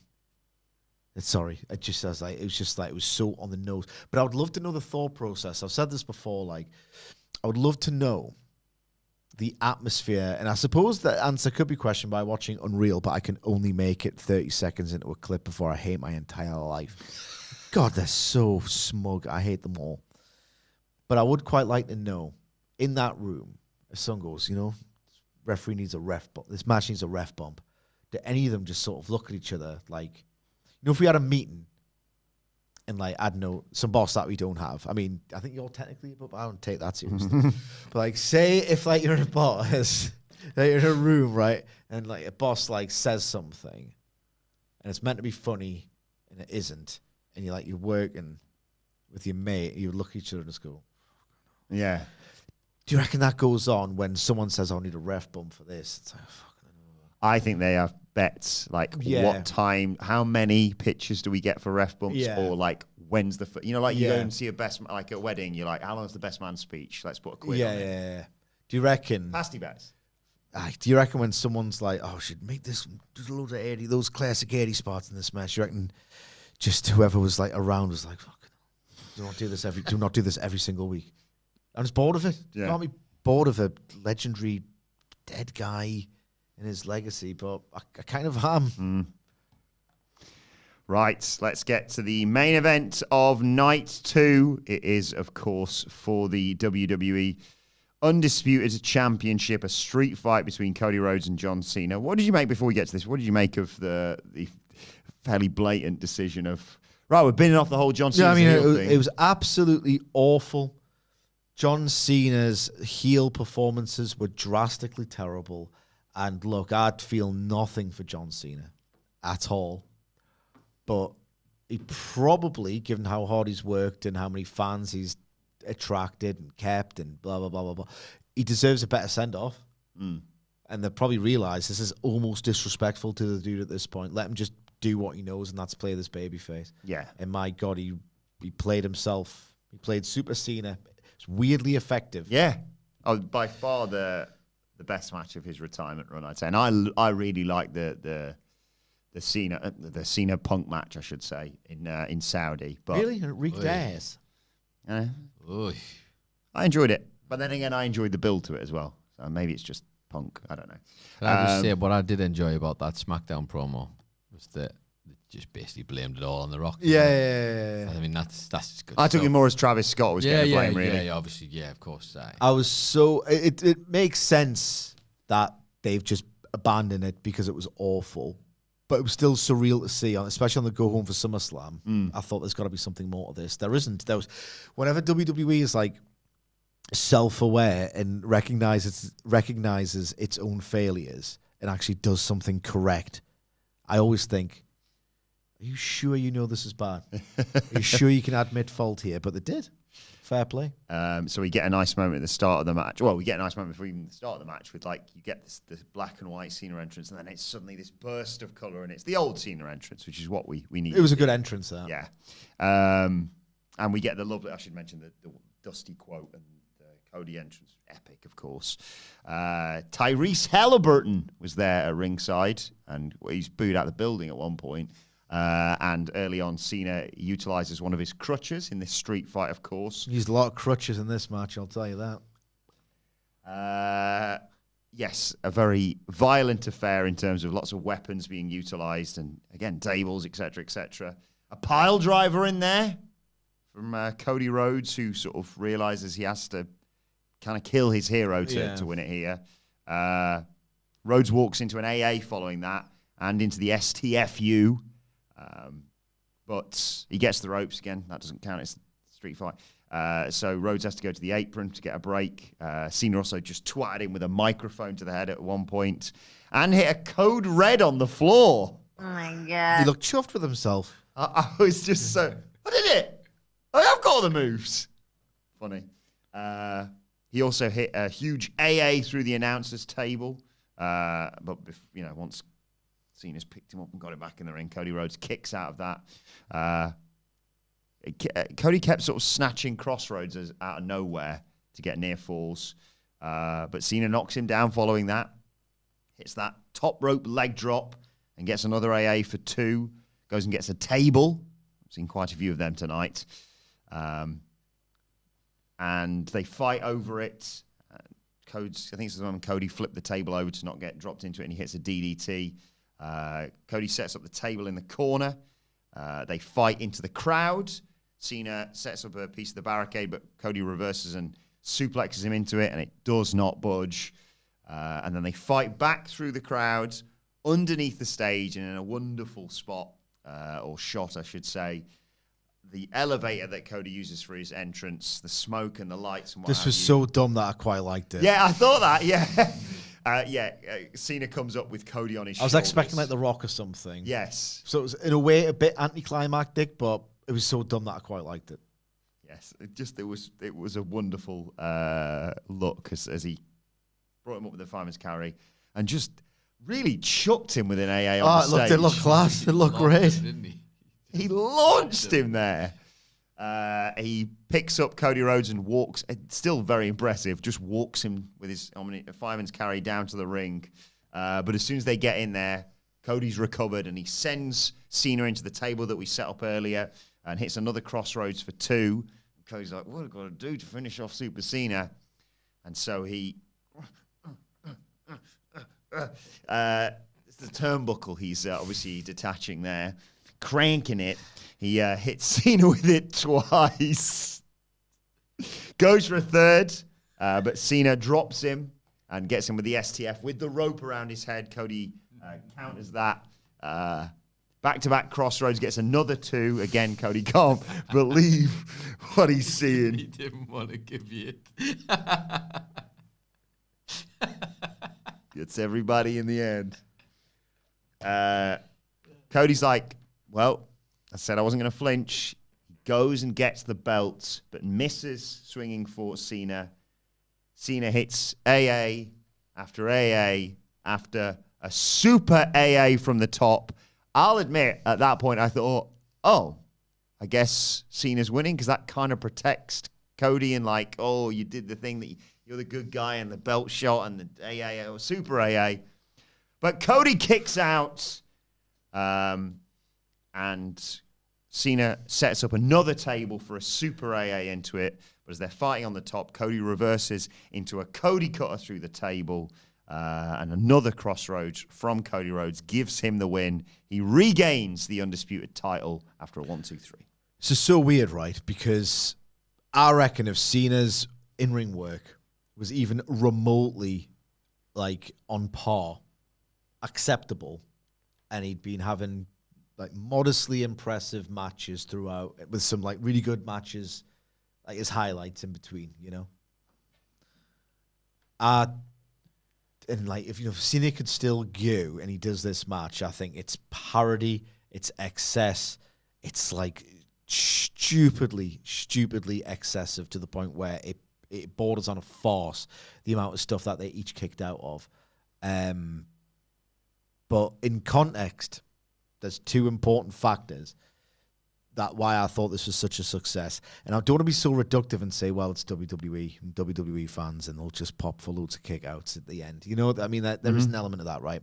But there's two main contributing factors into why I thought this was such a success. One, the fact that John Cena has been absolutely diabolical in the ring. Diabolical in that ring since returning. In fact, and he has been since about, this entire century, really, in the ropes, in between those ropes, right? The fact that he give you 40 minutes of, vintage Super Cena was, miraculous, really unfathomable. I did not expect this at all. And I think a lot of people were just so bowled over and surprised that he still had something like this in him. That it was just the surprise element, how surreal it was, that elevated the match quality, because the story was just, we're just going to do everything to each other 1,000 times. That's basically what we're dealing with here, right? Another thing, though, if I want to be a bit more generous and a little bit less reductive and whatever, this was the match that John Cena was meant to come back as John Cena, you know? Takes the belt, throws it down. Yet another thing that they've done twice over SummerSlam weekend. You could suggest indicates a lack of imagination running through this company, because they're repeating their own homework on the same PLE weekends, right? Put up the Cena spot of no, I'm not doing that. Bang, really work, got a huge pop. The fact that, I really regret doing this heel turn. I'm just going to, own it. I'm quite embarrassed. I'm sorry. Let's just have this barn buster at SummerSlam. I'm going to be the John Cena of old. They, in fact, had a barn buster at SummerSlam, and he was the Super Cena of old, to the point where I can almost excuse this wild excess, because part of it was John Cena's inhuman ability to take punishment. So, a miracle match, really. I mean, I'm not a big Cena guy. Big Cody guy, not a big Cena guy. I got swept up in this. Dumb, excessive, but so effective, and such a miracle. And as we've already talked about on the Raw preview, post-match, you have a wonderful moment with Cena passing the torch effectively to Cody, giving him the belt, and they raise each other's arms, and Cody's very emotional, and obviously has had to defeat his hero, basically, here. He celebrates with the title and then gives John Cena his moment, his final moment at a SummerSlam. He drinks it all in. There's a thank you Cena chant. And I'm watching it live. You've got the time. I've got the 10 minutes left of what's happening. I'm watching it live going, something's happening. Because like you say, it's a lovely moment, but they're not wrapping up. They're he's at least got to walk up the ramp before this show goes off the air. But yeah, the sort of Cena chants die down, and he raises his hand to the crowd, goes to leave, and all of a sudden, Brock Lesnar's music hits. Michael Cole swears. Fans lose their minds in the arena. Fans online lose their minds as well. Brock Lesnar, for the first time in 2 years, is back in WWE.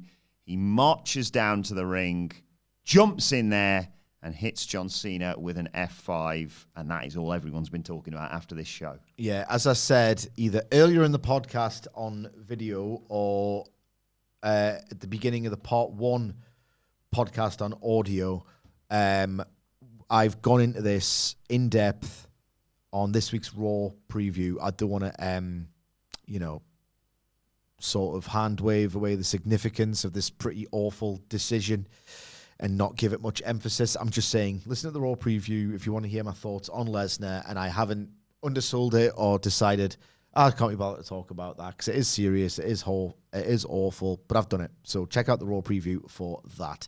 But TLDR, what are they thinking? Disgusting. And Triple H is a total bitch as well. A total bitch. Oh, well, Cena wanted to do it, so piss off. It was... things you'd have on your bingo card for SummerSlam. It was obviously nowhere near it.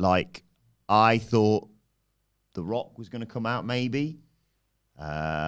or people had speculated about it. The thought never entered my mind of, what if it's Brock? Never entered my mind. As I said, I just thought maybe once, either the trial or arbitration or whatever the resolution is happens, then we'll start to think. I just didn't think it was going on. There was speculation about like a heel turn for Cody as well. I didn't think that was going to happen, to be honest. It's nowhere near the time. No. But I, was very tired after the near 2-year-old staying up till 2:30, 3 o'clock both nights to watch both shows. It was very much like, okay, just in case, I'll just watch. I've had my fingers burnt before. Of like, well, I guess that's the end of the show. Turn that off. What's happened? I've missed this. I just was astonished. And I don't know where they go from here. As you say, Brock Lesnar versus John Cena. Well, yes. Beyond that, but even that is... They'll normalize it. They'll take some flack. Sadly, it's just noise. It won't affect them. It won't make any difference.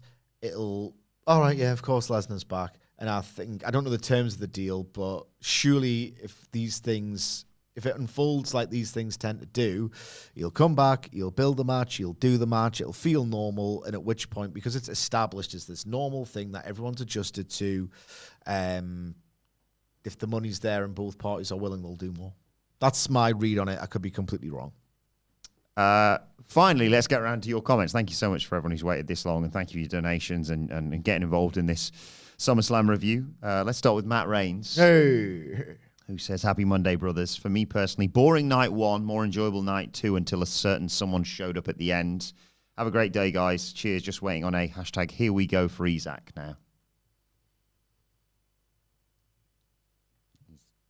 Donated, so I have to read it. Yeah. Don't take it. Don't take the bait. Nah.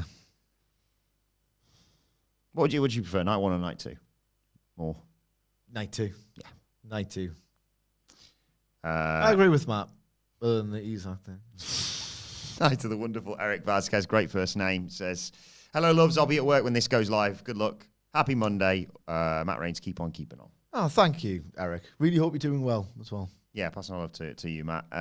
Tactical Penguin as well said, afternoon, lads. I found it difficult to watch the ads and video packages when occasional boring wrestling happened. Night 1 could have been half as long. Yeah, I mean, realistically, I don't think this needed to go 2 hours. 2 nights at all. You didn't need to do Karrion, Kross, Sami, Zayn.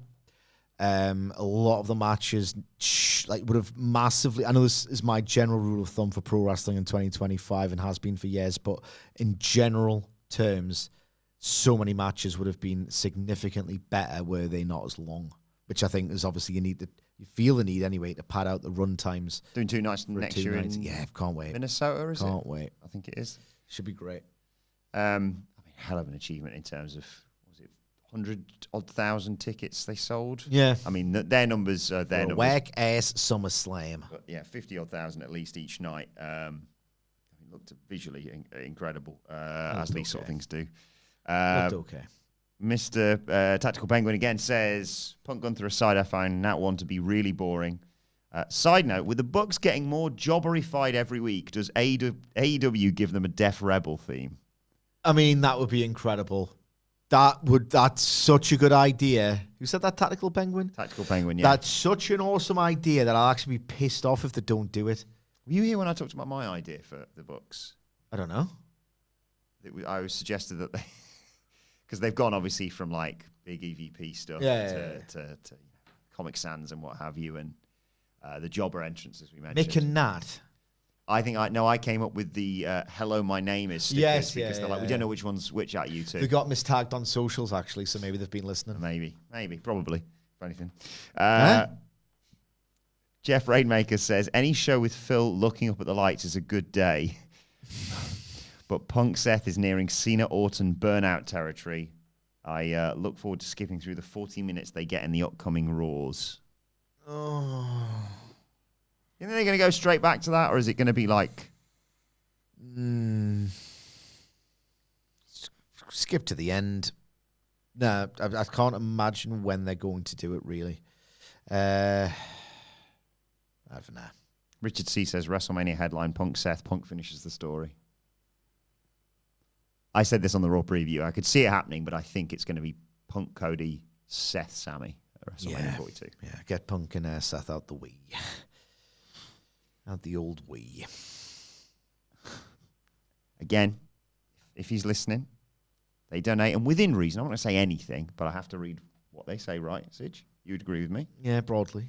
So this is not conditional. This is not his thoughts. This is not my thoughts. This is the thoughts of the wonderful Marcel Laviolette. I hope you're doing well, mate. The Dadley duo of the OTJ and the Elite One. The part-timer is away again, I see. Yes, he sure is. Where is he? He's not at work. He's going... Where are you? He's going away on holiday with his family. First time abroad, I believe. So best luck to them. Hope he has a lovely time. As a unit. As a unit, yes. He's obviously always... Yeah, he's always going to the Mr. States. America. A part of Wacky Summer, indeed. And Wacky Summer takes more twists and turns throughout August. But don't worry, we have banked loads of content. In the cane. So there will be still stuff going out even when one or none of us are here. What's he going to do when he's not in one of the two countries? Oh, I don't know, man. He's not. His brain's not. He's going on a Mountain Dew hunt. He told me. Did he? He needs to find a little bit of home away. For an actual mountain. When he's away, he needs to find a little bit of home. Can't wait for the night 2 main He'd event. get scared of the goats or something, wouldn't he, if he went near a mountain? Have a great week, says Marcel. Thank you, Marcel. Thank you. Hope you're doing well as well. Hope you all are. Yes. The wonderful Steve Nicholas says, "G'day, handsome gents. I just want to say a big thank you because my 20-month-old is copying you guys saying, oh yeah, Oh, yeah. Oh, yeah. Also, what is your Mount Rushmore of SummerSlam matches? Is the Dead Man on there?" Well, let's have a little think. 4 best SummerSlam matches. Steiner's versus Heavenly Bodies. Oh my god. What the hell happened to Renee Paquette? Oh my god. What's the matter? Is she like, can you, does that sound weird to you? That. Oh my god. Sounds like she's underwater. You okay, Renee? What are the others? It's broken. Dinosaur my god. Yeah, the soundboard's broken. It sounds fine. Yeah, like. Okay. It must just be the speaker. Do it again. Yeah. Got. Dinosaur my god. It does that. Dinosaur my god. Steiner's Hang on, Heavenly... does Tamina sound any better? It's time to play the game. It's an improvement.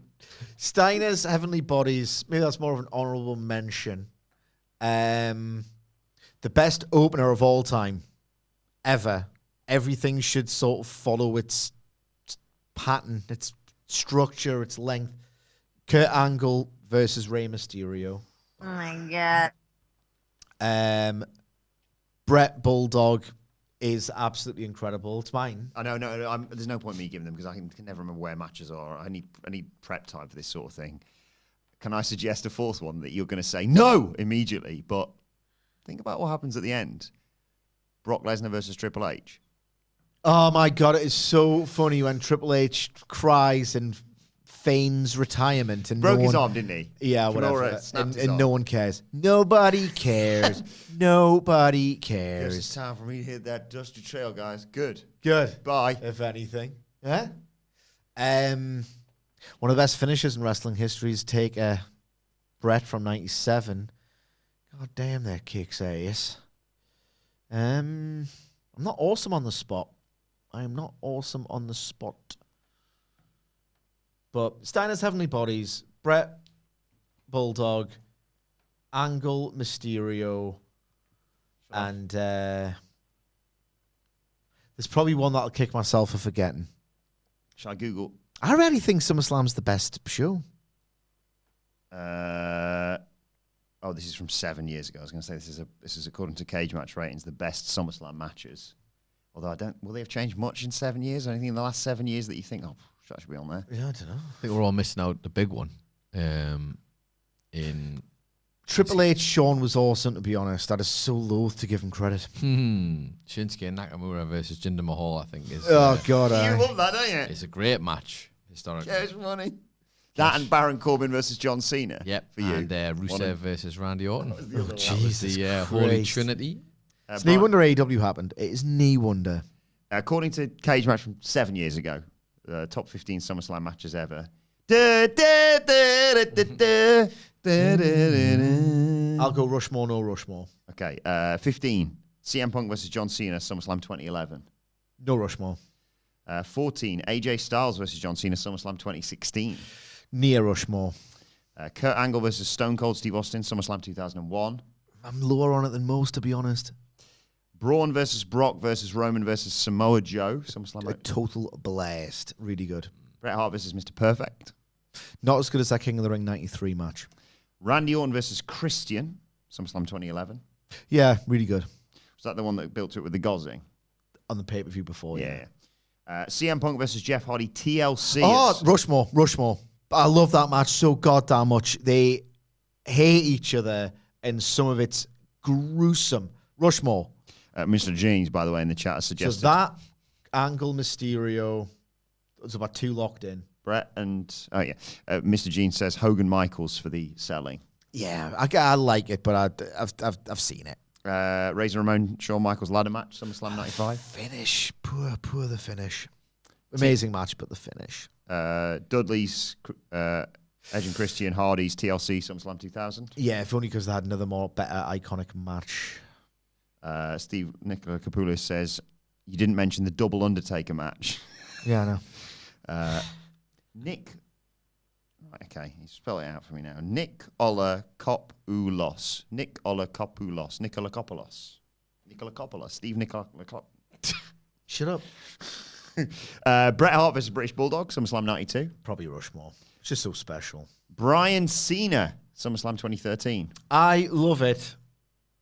Is that the Orton cash-in following? Yeah. I do love it, but I don't know, man. It's Cena. Edge, Cena guy. Edge Taker, Hell in a Cell, SummerSlam 08. Yeah, it's really good. Really good. You mentioned Shawn, Triple H, unsanctioned. I mean, it's awesome, that. Brock Punk, no DQ, SummerSlam 2013. Don't hurt me. It's Sacrilege Corner. It's a 5-star match. For Seiko's 23 minutes, right? It's a 5-star match until the 18th minute. I think they missed the peak and they go past it for 3 or 4 minutes, me. And Bret Owen, Steel Cage, SummerSlam 94. Overrated. Anyway, any more questions? I'm just seeing if there's any more that's been added to this because I found an updated version. On the last 7 years? Oh, that's just the pay-per-views. I apologise. A nice comment here from Ramen Nomad, who says, "Hello, gents. Thanks for the pod as always. Sidge, hope you and the family are doing well after the move." Oh, thank you. I think we are. And I'll make sure I haven't missed any, because thank you everyone for waiting this long for me to get around to this. What time is it? It's 4:05. Ah, got about 2 hours here. Thank you for spending so much time with us. Just yes, generally. Thank You're welcome. Anytime you want, boys. I'm getting paid, so it's all good. Job. Love the Karthik. Sorry, Karthik, I almost missed your comment there. Thank you. Says love the way Cody and I assume he means Punk. Yes, assume he means Punk. I love the way Punk and Gunther built up to the very first chop and the mini swings of momentum until Gunther pulled away. Felt like I took every chop with Punk, but can't luxuriate in it with the dark cloud. I assume that he's talking about the. Well, either the dark cloud of Seth Rollins cash-in or the dark cloud. Yeah, I'm fairly certain it's that one, yeah. It's one of those where, again, conceptually, I can really understand why people really like that match. They try to do some nice, proper slow burn stuff, but the emphasis for me was on slow. I'll just interject him because Mr. Jeans deserves another shout-out, as always. I just keep enjoying these play-by-play. Rush more or rush less? We've got. I should have said rushless. We've got a Mount Hatemore thing going. We do. Should we tell them? Go on. I think you just did. Yeah. Basically, for about an hour and 40 minutes, me and Hamflip rant about our least favourite wrestlers of all time, called it a podcast, and it's getting released at some point during this summer. This month, in fact. Mount Hatemore. God, there's some good ranting going on there. In my element. Bing bong. Excuse me. Yeah. He's on it. So Matt Hardy, Triple H, John Cena, and Wilborn. Wait till I make my. There are a lot of dishonorable mentions. A lot. We got so bogged down. We got so bogged down in hate and ranting that we almost forgot to do the Mount Rushmore at the end. So I suppose there's another one coming out. You and I have done the 7 Wrestlers Theory. I do want to get Nicholas to do this as well, because I think it's fascinating insight into people with those 7 questions about, like, you know, who got you into wrestling as a child or whatever, and who's your favorite right now, who would you sort of die for, and things like that. No one. And yeah, we've got yourself. I did one with Hamlet that's also going to go out over a wacky summer. And at the end, Hamlet said, "Thank you for listening to our 77 Wrestlers Theory," because I put about quite a few as honourable mentions in there as well. Because I try to see the best in everybody. Yeah, I don't. And some. Anyway, let us know your thoughts on SummerSlam in the comment section below, or on X at WhatCulture WWE. Watch there. You can follow all 3 of us. You can follow Michael Sidgwick at M. Sidgwick. You can follow Adam Nicholas at It's Adam Nicholas. And you can follow me at Adam Wilborn. Follow us all at WhatCulture WWE, as I said, and make sure you subscribe to WhatCulture Wrestling, wherever you get your podcasts from, for daily wrestling podcasts. If you want to know our thoughts more on Brock Lesnar's return and our thoughts are heading into Monday Night Raw following SummerSlam. The Raw preview is available right now, and we'll be back tomorrow to review Raw. But for now, this has been the SummerSlam review. Thanks to everyone for joining us. Have a great rest of your Monday, and we will see you soon.